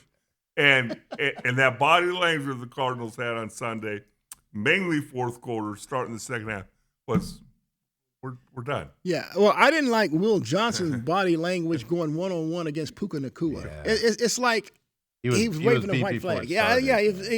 How is Puka Nacua around in the fifth round? Coop, how's he around in the fifth round? Well, there have been some Hall of Famers in the NFL who were just total free agents, and so I think Steve Largent comes to mind and stuff. So Carter from the Vikings, drafted free agent. Yeah, and so it happens. I mean, I remember watching Puka at UCLA. I thought he was strictly a possession receiver. Much like they have a guy now currently, Chase Roberts. But I mean, when I see Puka in the NFL getting separation on some 9 routes and stuff, I'm like, dude, I didn't see that in college. He's a work of art. Yeah, but it comes again, coaching. Sure, throw it out the design of the play route. Let's just torture ourselves some more here, gentlemen, as we wrap up this Cardinals talk and everything. By the way, some good news. Workout has happened in Indianapolis with Phillip Rivers. Talks are ongoing to sign him up. Let's go, Phillip. So, reportedly, the workout went well there for 44-year-olds. When's the last time he played? 2020. 5 years ago. Wow. He turned 44 yesterday. Well, I'll tell you this. At least you know that he can operate an offense. He can read defenses. Those things aren't going to leave him. Now, physically, can he? What can he do? We don't know that. But when you're left with, Riley Leonard, who was with Notre Dame a year ago, and he has a bum knee. And he has a bum knee, and then you have some guy I've never heard of on the practice squad that you may elevate. I'd go pull a Joe Flacco. I'd say, I'd pull Joe. Well, that's what I was saying. He's not going to be able to throw the ball 40 yards down the field, probably, but can he execute? And he's been with the head coach of the Colts before, Steichen. So he knows the offense. Sure. He knows that stuff. And can he hand the ball off to the offense? And can he make 5-10-yard pass routes and stuff? What I worry about with him, though, as I said earlier in the show, the speed of the game. Speed is. I don't know how fast and how long it takes to get the speed back. Because that defensive back, but you know what? I just look at him as one of those cerebral savants. Mm-hmm. Very smart. He's going to be able to step in, look, and come up with some pre-snap reads and get the team where they need to. Where he's going to get the ball out quickly. But it goes to my next point. Another team you can chalk up. Now they're in the playoff hunt. I get it. But another team making changes to try to improve what their situation they're in. Name one change the Cardinals have made this year. One. And remember, you also got Jonathan Taylor lined up behind him. That's a very good point. A pretty good offensive line. And the thing about when you look at Phillip Rivers, it's not like he was at one time a guy who could throw the ball 70 yards down the field. And he couldn't run at all. Or could, I can say. He always had those big braces where he couldn't even bend his knees as he tried to move. But let's torture ourselves a little bit. Hey, Jonathan Gannon, How do you stop the bleeding that's occurring this year with the Cardinals? Well, you got to knock one down, and then that kind of flips it a little bit. And when I mean knock one down, you got to win a game. So you got to put all your energy and focus, trust your process, do it a little bit better, and go out and coach and play well. To win a game for 60, you got to do that for 60 minutes better than any other team, and then you're kind of out of it. He named 3 things they need to do: coach better, play better, and win. And they can do none of the 3. How long has he been saying that? Yeah, a week. He says it every week. And let me tell you something. I think his best and only opportunity to do trust just the process is the other thing. He said. Yeah, I think his only chance to do that comes in week 16, a game I'm actually going to. The Cardinals are hosting the Atlanta Falcons. Yes. You're going to that game. Huh? I have some friends in there tailgating, and so I'm actually going to that game. I've had my tickets for sale for that game for like a month now, and they're dirt cheap for where I sit. Yeah, nobody's interested. Coop, you sitting in the suite? No, you're sitting out with the unwashed? Yeah. You're not Yes, calling well, you know what? That's a good point. I'm not sure. Yeah, I'm not sure. Call your boy Mark Dalton and say, hey, can you get me in the press box? They'll be like, Coop, who? Yeah, really, yeah. When Look, they're done with you, they're I'm done not with you. really, I'm not really sure. I've said that, but I'm not really sure where I'm sitting because they're providing the tickets anyway, and Okay. so they got me coming along. So, Well, I can tell you this: you better be lower level or someplace good because they're dirt cheap. yeah. Well, If they're not lower level, you call me because I might have some club level tickets. I don't want to waste my time driving across town. all right. Well, I think that's the Cardinals' only chance at winning. And to be honest with you, I wouldn't mind seeing them lose just for the better draft pick. I really would. I mean, who's that's coming in with the calf injury or can't catch? Hey, look. When I'm looking at a team that was eliminated from the playoffs in November, you darn too. Now, Cardinal fans, we deserve to look ahead and try to prognosticate and at least feel better about what's going on. I would prefer them take whatever draft pick they have and put it together and draft somebody that's proven to play in the NFL before. Josh Sweat's been a heck of a signing quietly. Right, because he's had 11 sacks on the year. Well, you got him as a free agent, but here, I mean, you get somebody, but get somebody that's proven to play in the NFL with your draft picks instead of taking a chance on a guy like Marvin Harrison Jr. that's just gonna let you down like they always do. Hey, look, you can't use the Cardinals as that example because I mean, you look at the New York Giants; they've done well with the Malik Neighbors with. The quarterback their first round pick, Jackson Dart. I mean, and even Cam Scatterbush. I mean, there are teams that do draft well. But I don't disagree with that. That's why the Giants sucking. That was all on Dable and the GM. I firmly believe in that. Yeah, but you don't have to look very far at all to look at draft picks and how you rebuild a franchise because it's about a 6-hour drive straight west. And that's the team that just came in here and dismantled the Cardinals. It's like they can't miss on draft picks. But then that's kind of the argument is you look at teams that draft well and still struggle. That ain't the Cardinals. They can't get the high-end free agent. Only reason they got Josh Sweat was because there was a relationship with Jonathan Gannon. And then they got him for a deal on top of it. They paid him the most. And stuff. It's just I just don't have faith in this whole entity of the Cardinals to kind of turn this around and get it in there. Some reason Bruce Arians was able to come in here. But what happened? He got disenfranchised with everybody, not giving him more control and things to that effect. So he retires and comes back in Tampa Bay. It's just even when you get something good, it's embarrassing. Yeah. Even like Dale mentioned, and he's very right. The Rams have drafted extremely well, and then you look at the Seattle Seahawks, who are looking to turn the corner from Russell Wilson. They've done nothing but draft well as well. Yeah. I mean, look. I mean, the Rams lost Aaron Donald, the best defensive lineman of our generation, for sure. And they haven't missed a beat. I think they're better today than they were with him. Jared Verse was like, I think, with their first-round pick. Yeah. They came in with Colby Turner. I mean, just no matter who they draft, it seems like it's a winner. But Seattle's the same way. First round to the seventh round. Niners got the last guy in the draft, and he's their starting quarterback now because they were able to develop him and put him in there. And then when Brock Purdy gets hurt, and then they take a Patriots cast off and Mac Jones, and then you can argue that the 49ers were playing even better with Mac Jones under center. You guys are depressing me. By the way, evidently Paris Johnson Jr. has a sprained MCL, considered week to week.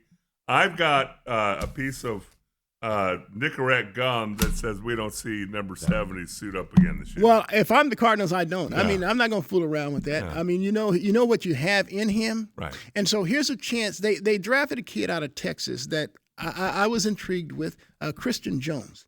Played really well blocking for some kid named Bijan Robinson. Maybe you heard of him. Yeah. Well, the Cardinals draft him in the 5th round. And, I mean, I think this is his 2nd or 3rd year now.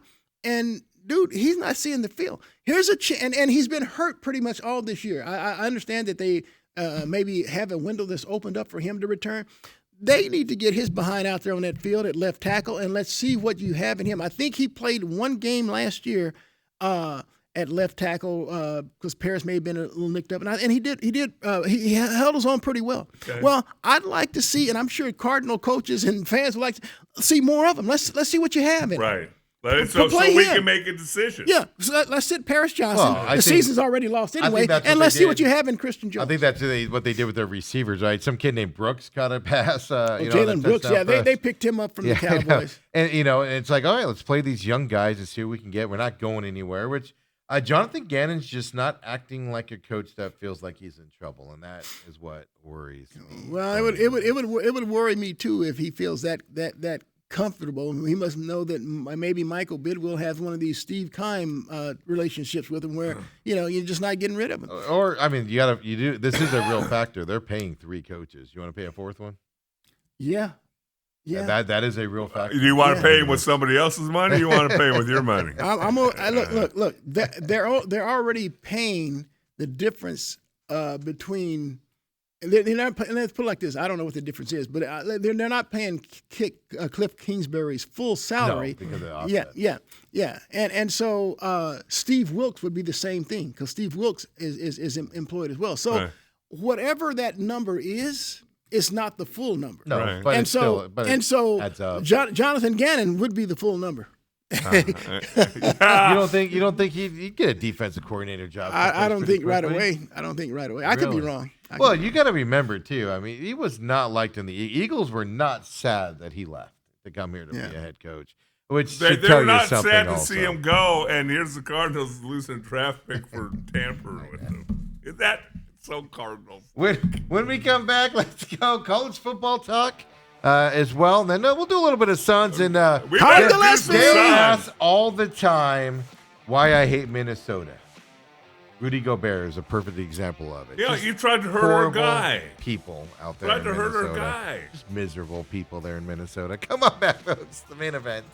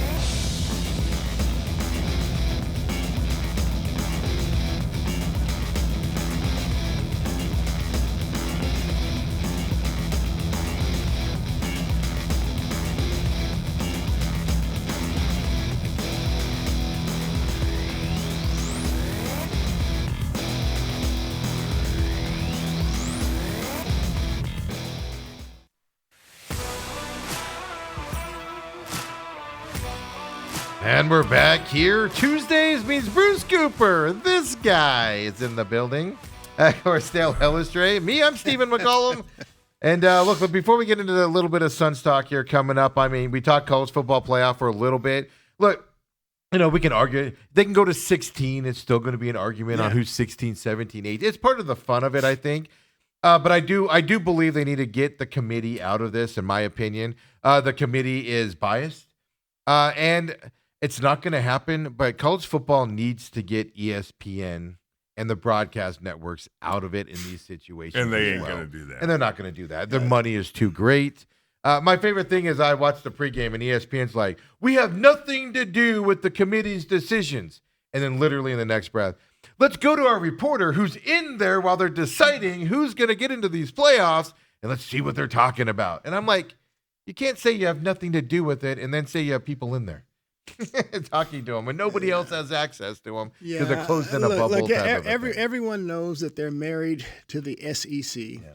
And so you see that contractually with their games and stuff like that. So even if you looked at the conference championship games, well, they thought they were going to have the best matchup with Georgia, Alabama. Right. But more people watch Indiana, Ohio State on Fox in the Big Ten game. And so I think this is what annoys me about it.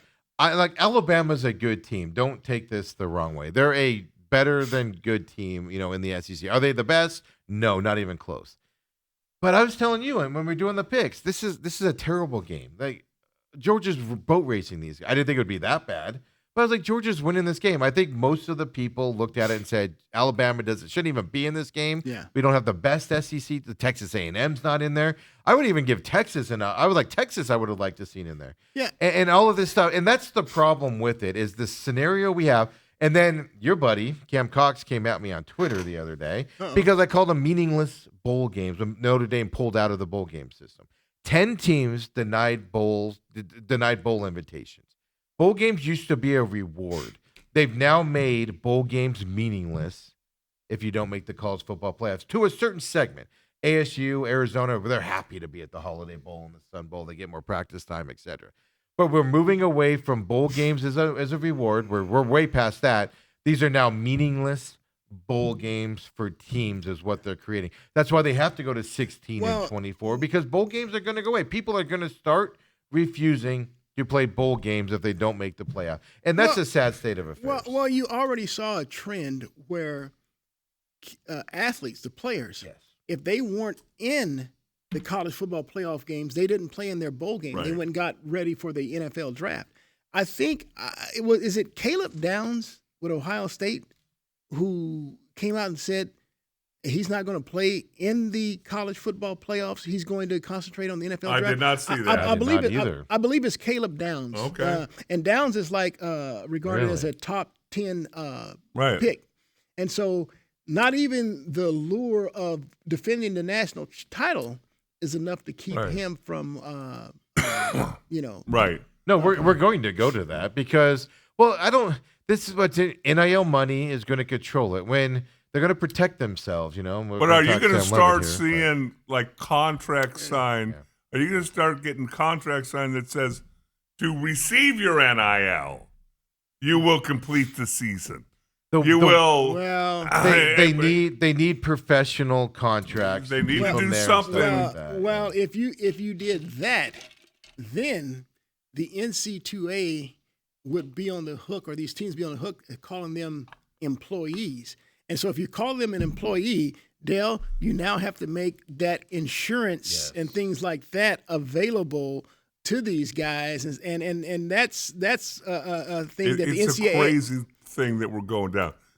And I know we're getting the Suns. I do want to get this out because it's the elephant in the room. Yep. Coop, are we going to be alive the next time ASU is relevant in football? You and me. Now, you know what? In Kenny, I trust. Really? Yeah. He said we're going to have a quarterback next year. Yeah, and look, I don't think that he's out tampering. He must really believe in either Jake Fetty, their 2026 recruit, or Cam Dyer, who I would love to see play in the Sun Bowl in place of.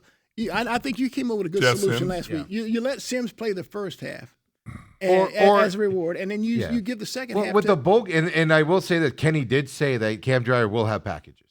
But yeah, did he really? Yeah, he did come out and say that last couple of days. But yeah, you go into this. You got to give Jeff Sims an opportunity to play in it because it is a reward for him and what he did this year. It's a senior year. Yeah, 9 turnovers in 2 but games. you got it, and that's the thing about a bowl game is you can work packages in for Dryer and stuff like that. And I think I said it. I don't know if I said it on air, but if you don't see Cam in this game coming up here, what are we doing? Why are we wasting our time in the Sun Bowl if you don't see the young kids playing? Sure. Just see what you got coming up. Sure. I already saw that Jaden Fortier, who was the #1 rated player coming out of Oregon a couple of years ago, tight end, came to ASU. And much like Dyer, he was hurt.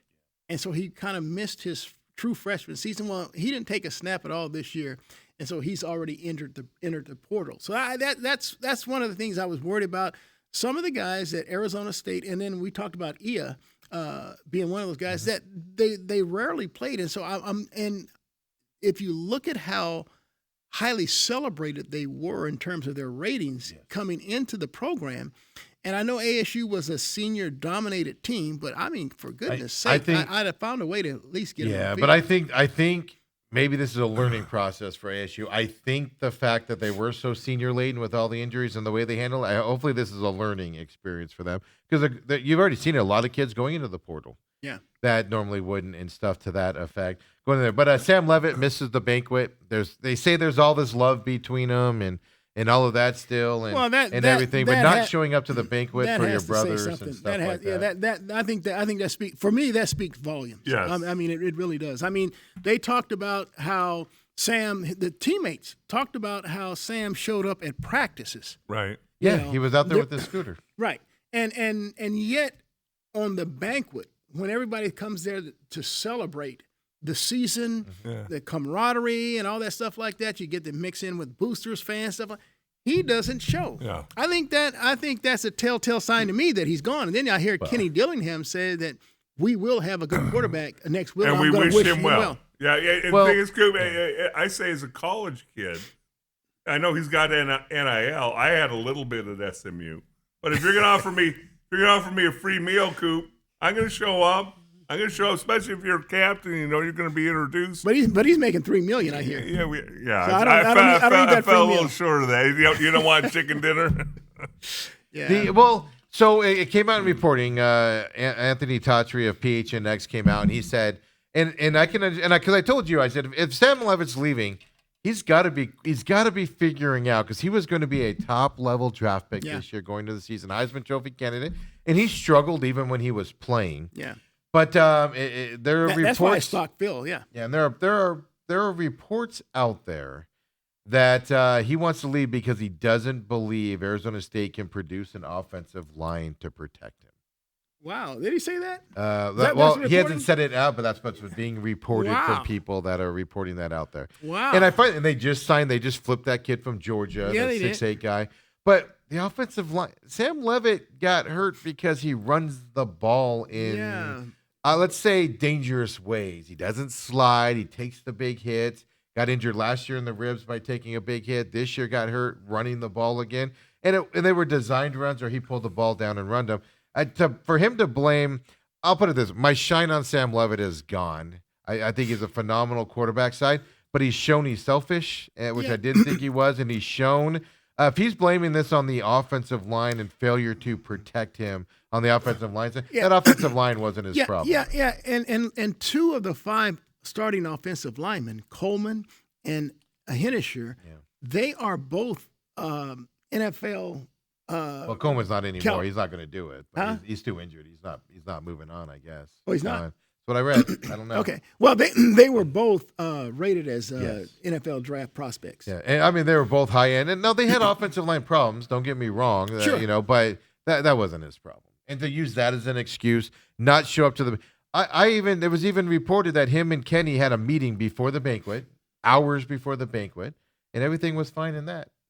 And I firmly believe Kenny Dillingham was shocked he wasn't at that banquet. Yeah, that's a selfish disrespect. Yeah, well, I think the initial reporting that came out and in which Sam's brother / agent denied it. I think Sam is going to the highest bidder. Right. And so he's going to maximize his millions. And I won't blame him before for he, that. Yeah, absolutely. I won't blame because Sam Levitt might not be a high-level draft pick coming up. So go get your money now. Yes, but don't throw shade on the offensive line. I had no idea he did This is my problem. Yeah, Well, PHNX reported well, that is no matter if he's going to the highest bid or not. Go to the damn banquet. This is my point. Go to the banquet. I don't care. As an offensive lineman, show up there that night. And then you go do. It's a business now. You go do what you got to do. Nobody can do it. That's what bothers me about it. I hate to switch gears real quickly, but did you guys see where Brock Purdy bought his offensive linemen these Tundra trucks? Okay. Let's be careful on that. Brock Purdy is sponsored by Toyota. I mean, he didn't pay full retail price for these things. But I'm telling you this. I'm telling you this. Whether he paid full boat, half boat, quarter boat, he got them Tundras. It doesn't matter how he got Troy used to be sponsored by this suit company and American Airlines. And every Christmas we'd get 4 first-class tickets anywhere American flies. We get, I think it's a $1,500 gift certificate to this high-end suit thing to where me and my offensive lineman thought. So you might get one suit out of it. So me and my offensive lineman the first year go, man, we can get 3 suits out of this thing. We show up. We get 1. Oh, you want a shirt with it? That's extra. Look, we used to give out at Channel 12, give out this gift certificate to a jewelry store. Yeah. And we thought it was pretty good until one of the athletes says, "Hey man, you can't even find a piece of jewelry for that price." You're spending money. He said they just want us to get in, and so we can spend above that. And I'm like, okay. Yeah. So that's why I said the 1 suit. Yeah, that's hilarious how that works. But it's just I don't know. It's just sad. It's a Lane Kiffin thing to me. I don't leave. Better your life, better your progress, better go someplace where you feel like you'll be better. It's how you leave that bothers me. And Sam Levitt, unfortunately, as I thought really highly of him, and he would have been, like I said yesterday, he's not going to be at the Jake Plummer level. That's a whole different level. But he's in that stratosphere of Plummer, where with what he did last year, he could have been a god. I think it's going to come down to where he's going to be a tier down or two. From that now, just because of the way he's leaving. Hey, look. How much? I don't know if it's possible for Cam Scatterboo to have gotten any more love and adulation from Sun Devil fan, but he showed up at Territorial Cup on his little wagon scooter. And he scooted down the field like they did him they did the stuff at midfield, and he scooted on the grass. Anybody that's had one of those scooters knows those things don't move very well on uneven terrain. He scoots down to the student section and celebrates with them. He did watch the whole game with Sam Love. They had matching scooters next to each other and everything and stuff like that. No, I can tell you this: being there for that Territorial Cup, even my kids were like, "Where's Cam at? Where's Cam at?" Like it was just Cam's back in the building. Cam is definitely in the Plummer level of that stuff there. Before we get to Suns really quick here, Robert just put this out, and it's from Major League Baseball Network. Edwin Diaz is in agreement to a deal with the Dodgers. Why don't we just why don't we just at this point just say if you're a big level free agent, the Dodgers get you and everybody else gets you? Well, I know who they're not going to get. They're not going to get Schwarber. Schwarber re-signed with Philly. Oh, did he? Yeah. He's going to be the one that resigns. Well, heck, the Dodgers might wind up with Ketel Marte for that matter. Yeah, well, this is kind of where I'm going to here, right? It's just now the Dodgers needed bullpen help, obviously, a lot of it. But just what are we doing, man? It's just what is baseball? Best doing? team money can buy. Lockout after this year?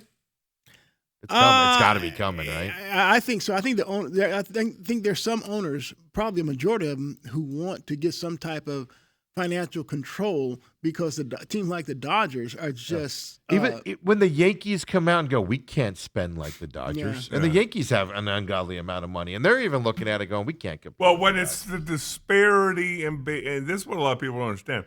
Like football, it's parity. All 32 teams get the same amount of money for their national TV contract. That means Jacksonville, Green Bay, New York, Cardinals, LA, Cardinals. They're all getting a TV check that's almost $500 million now. Covers, Coop, how would you like that? Run a business, you get a check that covers everything and some, and you haven't sold a seat, you haven't sold a suite, you haven't sold a beer, and all that's gravy and time. 66% of NFL revenue as of end of 2023 season. Last year we had the number. 66% of their revenue comes from TV contracts. Yeah. But it's because they got the Cowboys. And that's just a national TV contract. Yeah, that national, doesn't that even doesn't include the local stuff. But the locals, but that's the thing. In baseball, the Yankees' local TV broadcast they own it. Pays them hundreds of millions of dollars. Well, they own it. That's why the Dodgers are so good. Right. The Dodgers TV package pays for basically their payroll. They will not be. Dodgers will never go into debt just off of their regional TV package. Right, and the Diamondbacks can't do that. No, not even close. And then that's why I think we have a lockout coming up and stuff I agree. like that. But hey, no Booker last night. An injured Dylan going into this game, and then your guys' buddy Colin Gillespie. I don't have the audio for it, but because I couldn't hear it very well, I couldn't get it to work. But Ant-Man after the game, I've seen multiple players of opponents after they play the Suns give credit to number 12. Hey, look, he's beaten Minnesota twice now. And Phoenix with a game winner with under 10 seconds to play. Yeah. And then last night, 11 of his 19 points come in the fourth quarter. And now, when the Timberwolves cut it to 1, well, he's the guy that Phoenix wants the ball in his hand. He's fouled. He makes both foul shots. Right. It's just a 3-point game. Now, here's the thing that I found really amusing about Jordan Ott. I'm saying, and matter of fact, I was at a sports bar last night watching it with some friends.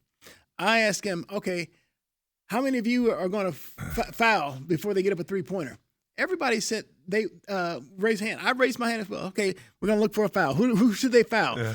We're looking at who's coming out on the court. Suns don't try to foul. They play defense. And here's the thing that's so fascinating. I'm sure you guys probably talked about this earlier.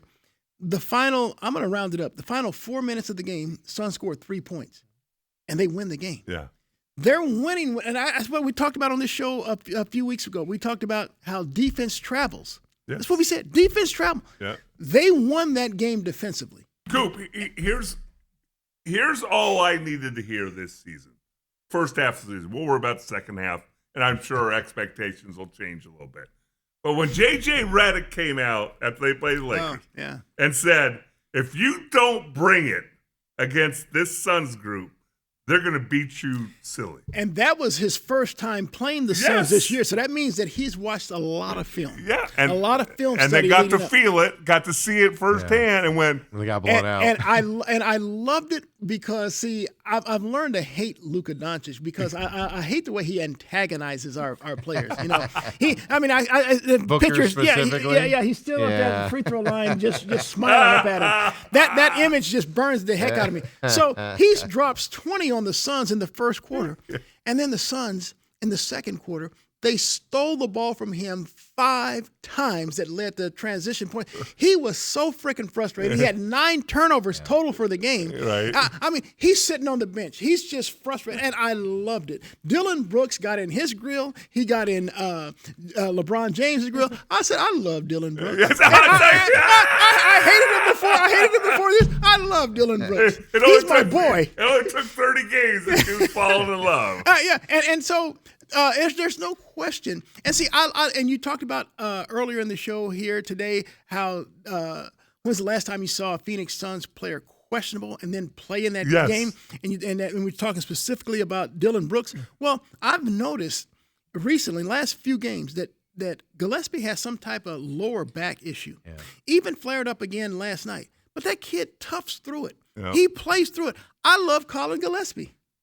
Like to Dale's point, everybody in the league, when they play him, just go to your Twitter and just search the opposing team's coaching and opposing team's massive players. They're just giving tons of props to the Suns with how they're playing this year. And so here's it is. The Suns have to go in their next game Oklahoma City. Quarterfinal of the Cup. And they're going to play in Oklahoma City for a second time. And we know they were down 2 points, under 10 seconds left, and Colin Gillespie had stole it was a loose ball. If the Suns pick it up, they have a chance to shoot a 3 and walk off winners. But they didn't. Oklahoma came up with the loose ball. Suns fouled. They make 2 free throws, 123. Well, Gillespie got hurt too. Yeah. At the end of that. So hold on. Did SGA have to play in the fourth quarter against the Suns? Yeah. He did? Okay. Yeah, absolutely. Yeah, because he doesn't play in fourth quarters anymore. He was all tired. He was tired. He was like, what's this fourth quarter thing? And you know what? You know what drives me crazy? Let's see, who was it last night for the Suns? They were driving to the it was Grayson Allen driving to the basket, kind of used an elbow to push off somebody and got the layup. And they called offensive foul. I said, frickin' SGA does that all the frickin' time. He gets a foul called against him. Yeah. The thing about Jordan Knott that I noticed last night, because I think Jordan Knott, like I said, it goes to the coaching side. We talk about the Cardinals. The Cardinals just don't have the right coach for this team right now.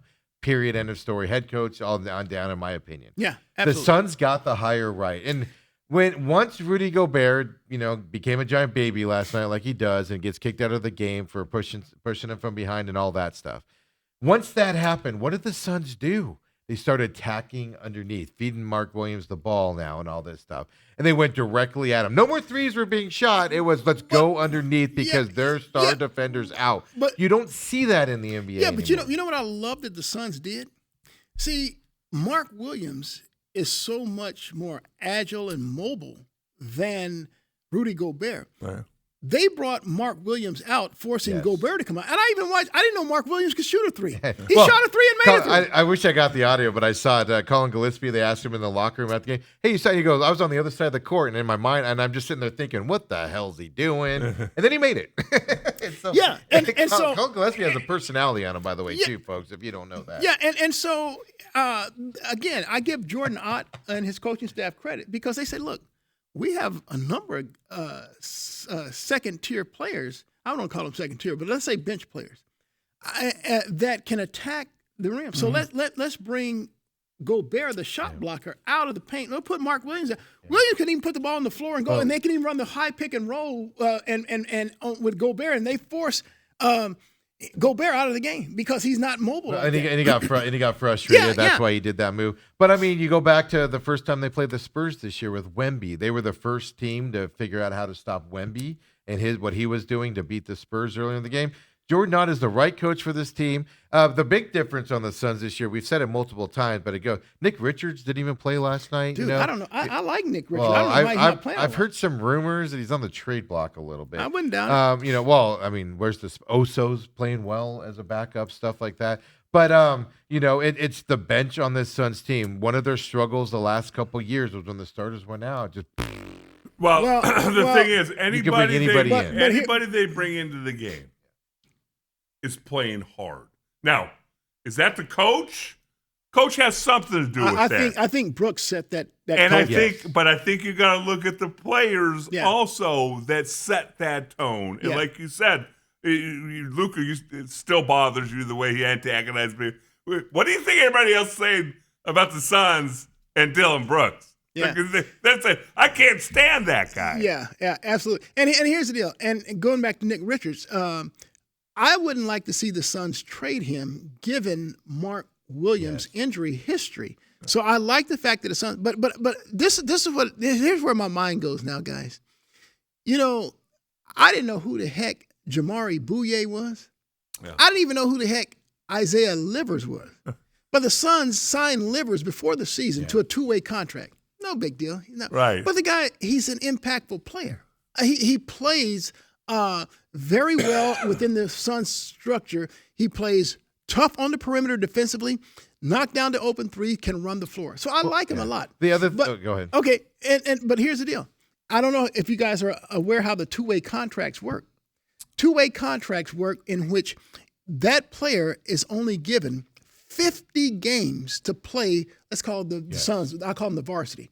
They only played 50 games to play with the Suns. Okay. And he's on the G League roster as well. And so the same thing would hold true now for Jamari Bouye. He's only getting 50 games. All right. I didn't know who this kid is impacting the games to the point to where I said, okay, the Suns need to get rid of two players so they can sign both Bouye and Livers to a standard 1-year contract. That way they could be eligible even into the postseason. Because, hey, people, the way the Suns playing, they're going to the postseason. Right. They're postseason. And so I've already figured out that Nigel Davis-Hayes does nothing for me. He's one of them. Yep. How do I find that Coach's decision last night. Yeah, how do I find that second player to get rid of him? Well, it's not Malawach and it's not Fleming. It's got to be Richards is my point. But, dude, you need, again, I go back to my point. With Mark Williams. I know. His fragility. But he's the odd man out. That's all my argument is. You're not getting rid of Malawich. You're not getting rid of Fleming. So I don't know that I'm ready to get rid of Richards for Bouye or for Livers. Because that's a tough decision. Son's going to have to, if it's only one, Which one of those players are you keeping? Right. Isn't Livers? I think Livers is actually on the G League. He's not on the roster. But he's a here. two-way player. But I like the way he plays. Yeah, I really disagree. do. You know, And it's interesting when you say that. I didn't really understand that there was a game limit. Yeah, 50 games. Because that was the thing that happened at SCA this year. You know, we had a 7-game JV schedule. Had to cancel it. And we had to cancel the last 2 games because our young kids were playing 2 games a week. And you could only play a certain amount of regular season games. And so it's like, okay, well, hey, those last 2 or 3 JV games, we're just gonna cancel them, which is kind of like what's gonna happen here. They're gonna have to do something. Yeah, they have to.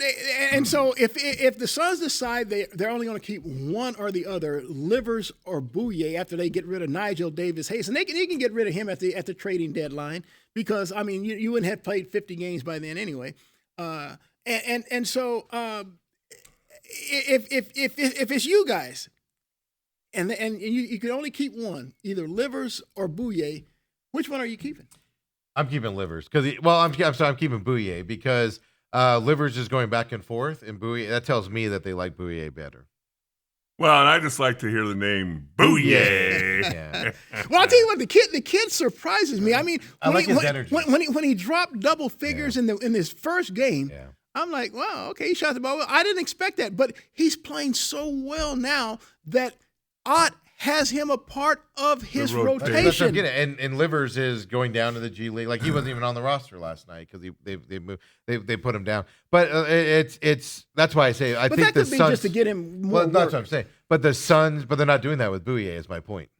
That tells you the Suns like him better. So that if you're paying attention to that, that's what I'd look at from that side. But no, you're not wrong. And these are hard. The Suns have hard decisions to make. That they're having to make these decisions, Yeah. we should be thankful. Yeah, absolutely. I mean, they're and again, a tip of the hat to Brian Gregory. Yes. Because I mean, I and even to Jordan Ott, because I was not on board with either one. How of those many hires. people, and I know I was one of them, I will put my hand up when they said they're hiring Jordan Ott. It was who? I'm going to join you as well. Who? But then if you look, That's right. He drove through the Michigan State campus Yeah. back in 2008. Bingo. but if you look at Cleveland, where he came from, Cleveland's offense isn't the same as it was last year.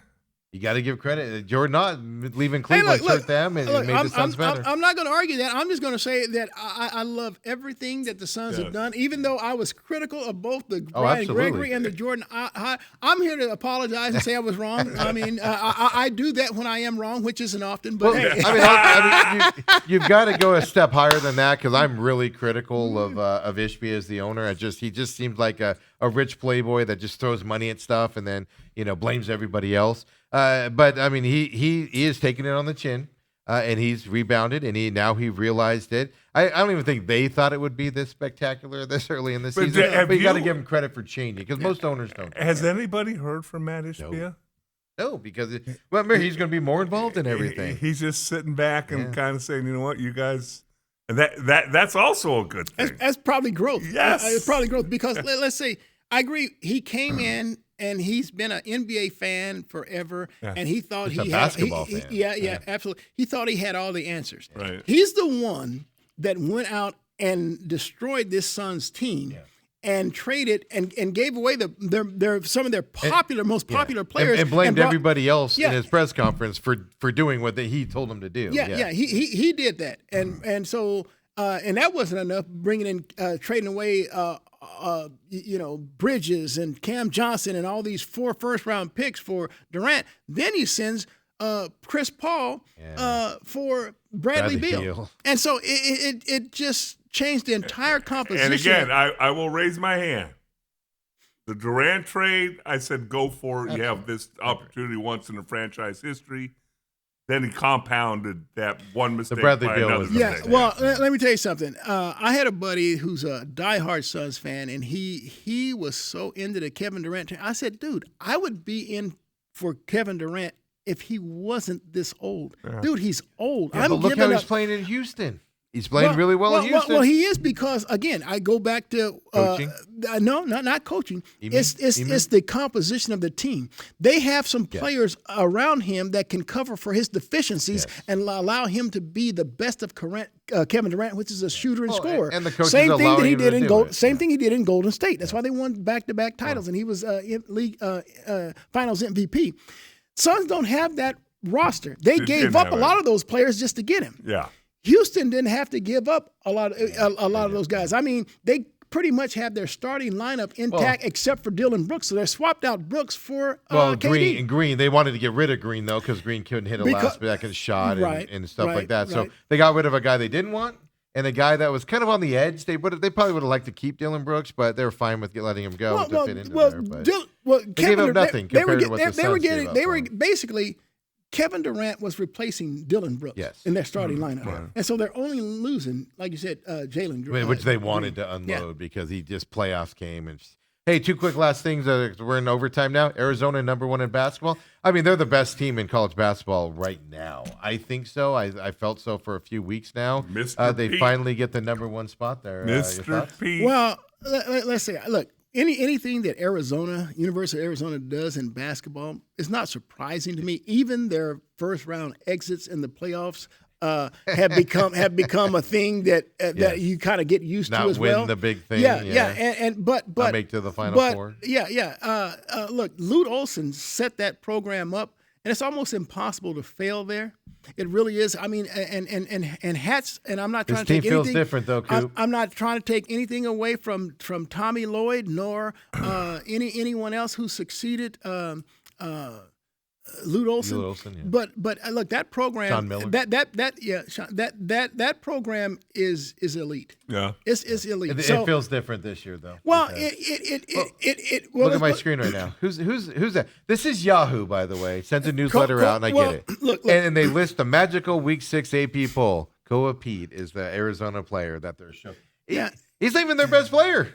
Right. But they have Koa Pete as their featured guy on this graphic right now. Yeah, and look. I've watched Duke play. Boozer Jr. I think they're a phenomenal team as well. And so I'm not going to throw any shade on Arizona. I've come to expect nothing but greatness from that program because they've shown that. But you are right. You have question marks come. The NCAA tournament on how far they'll go because they do tend to falter. But I will say it does feel different with this. Hey, Coop, my last thing for you because baseball fan here, you know. White Sox, 27%, Twins, 22%, Pirates, 16%, Orioles, 9%, Athletics, 6%. Who's winning the all-important #1 draft pick tonight in the Major League Baseball lottery that happens at 5:30 p.m. Eastern Time? Well, Major League Baseball Network today. Well, what are the Diamondback odds?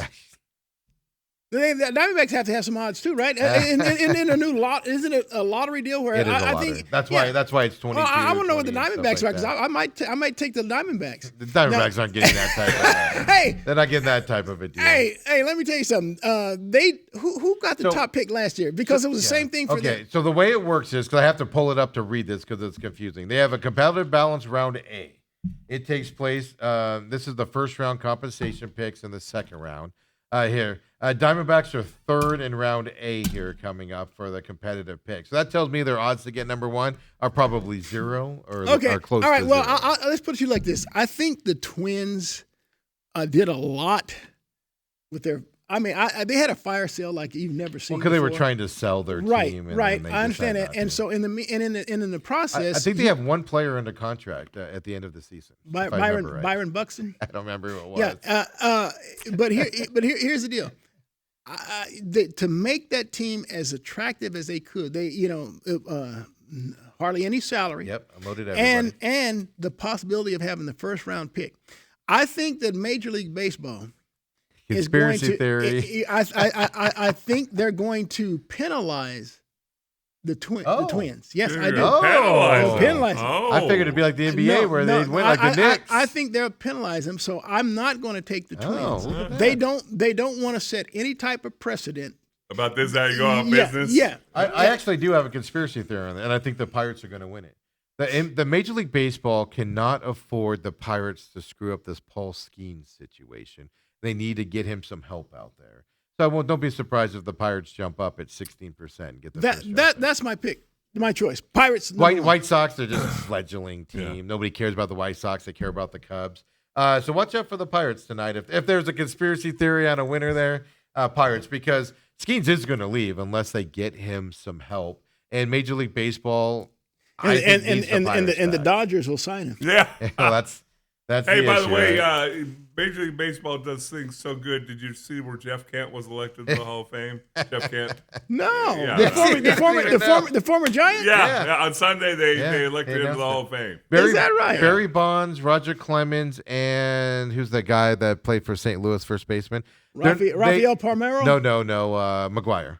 Oh, they didn't get 5 votes in the because it's the Veterans older Committee. people.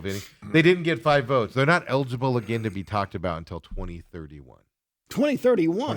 Because they didn't get 5 votes. Wow. See, I have a major problem with this anyway, because baseball had no rules relative to steroids, zero. And in a time in which they are trying to become relevant again, because it was clearly they were no longer America's team. America's sport. America's sport. Yes, thank you. Excuse me. Yeah. You had every major network vying and competing for the NFL package. Mm-hmm. The NBA was second. It pretty much was a one in ESPN. ESPN just walked away from Sunday Night Baseball. Yeah, and so because the ratings are just well, when it's Cubs, whoever, and Dodger and Yankees, Red Sox every week. Yeah. We don't want to watch that. Right, stuff. but my whole point is baseball turned its head, its eyes, because they said, "Look, chicks dig the long ball," because they did a commercial. Yeah. And so they encouraged they encouraged the Sammy Sosas, the Mark McGuires, the Barry Bonds to do this, and even the pitchers that went that route as well. Yep. They were doing anything to entice. Well, that was after that giant lockout too. That pissed a lot of people off. And so to now come back and say, "Oh well, Barry, Mark, Sammy, no, we're not going to put you in." No. I'm with you. I don't think I played against guys in the NFL who were on steroids when steroids were not illegal in the NFL. And people argue, well, they were illegal in the United States. That's what they always say. But they were not illegal in the NFL. They didn't test. There was no drug program. There was nothing. So you could do what you wanted to do. Yeah, Lyle Alzado, wasn't he the poster boy Lyle for Alzado, a guy named Joe Klecko, who could take 250-pound linebackers and lift them over his head. There were a lot of guys. And, again, did it suck?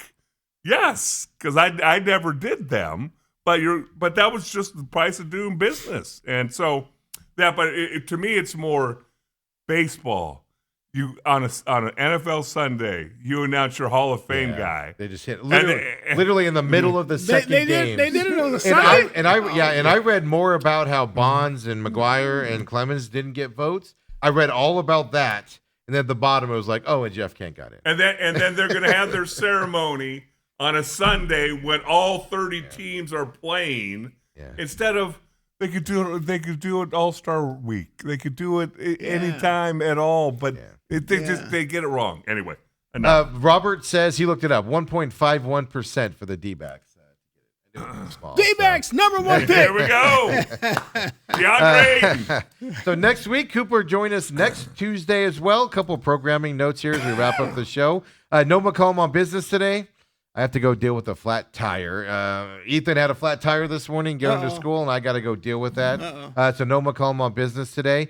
Tomorrow, the Uncle Lou will join us probably in the 8 o'clock hour, and then we got a special guest coming in, Dale. A comedian's going to come and join us via Zoom, the Boston sports fan. So stay tuned tomorrow. I'll announce that out later on today as well and everything. So come back and join us tomorrow. Coop, see you next week. All right, guys, look forward to it. One more Cardinals game. We'll be talking about a Cardinals big win over the Houston Texans, no doubt. I try not to laugh at that. We'll see how many kids at ASU are back in the transfer portal again as well. We didn't even talk about the bowl games. We'll get into that as well. So come on back, folks. Main event.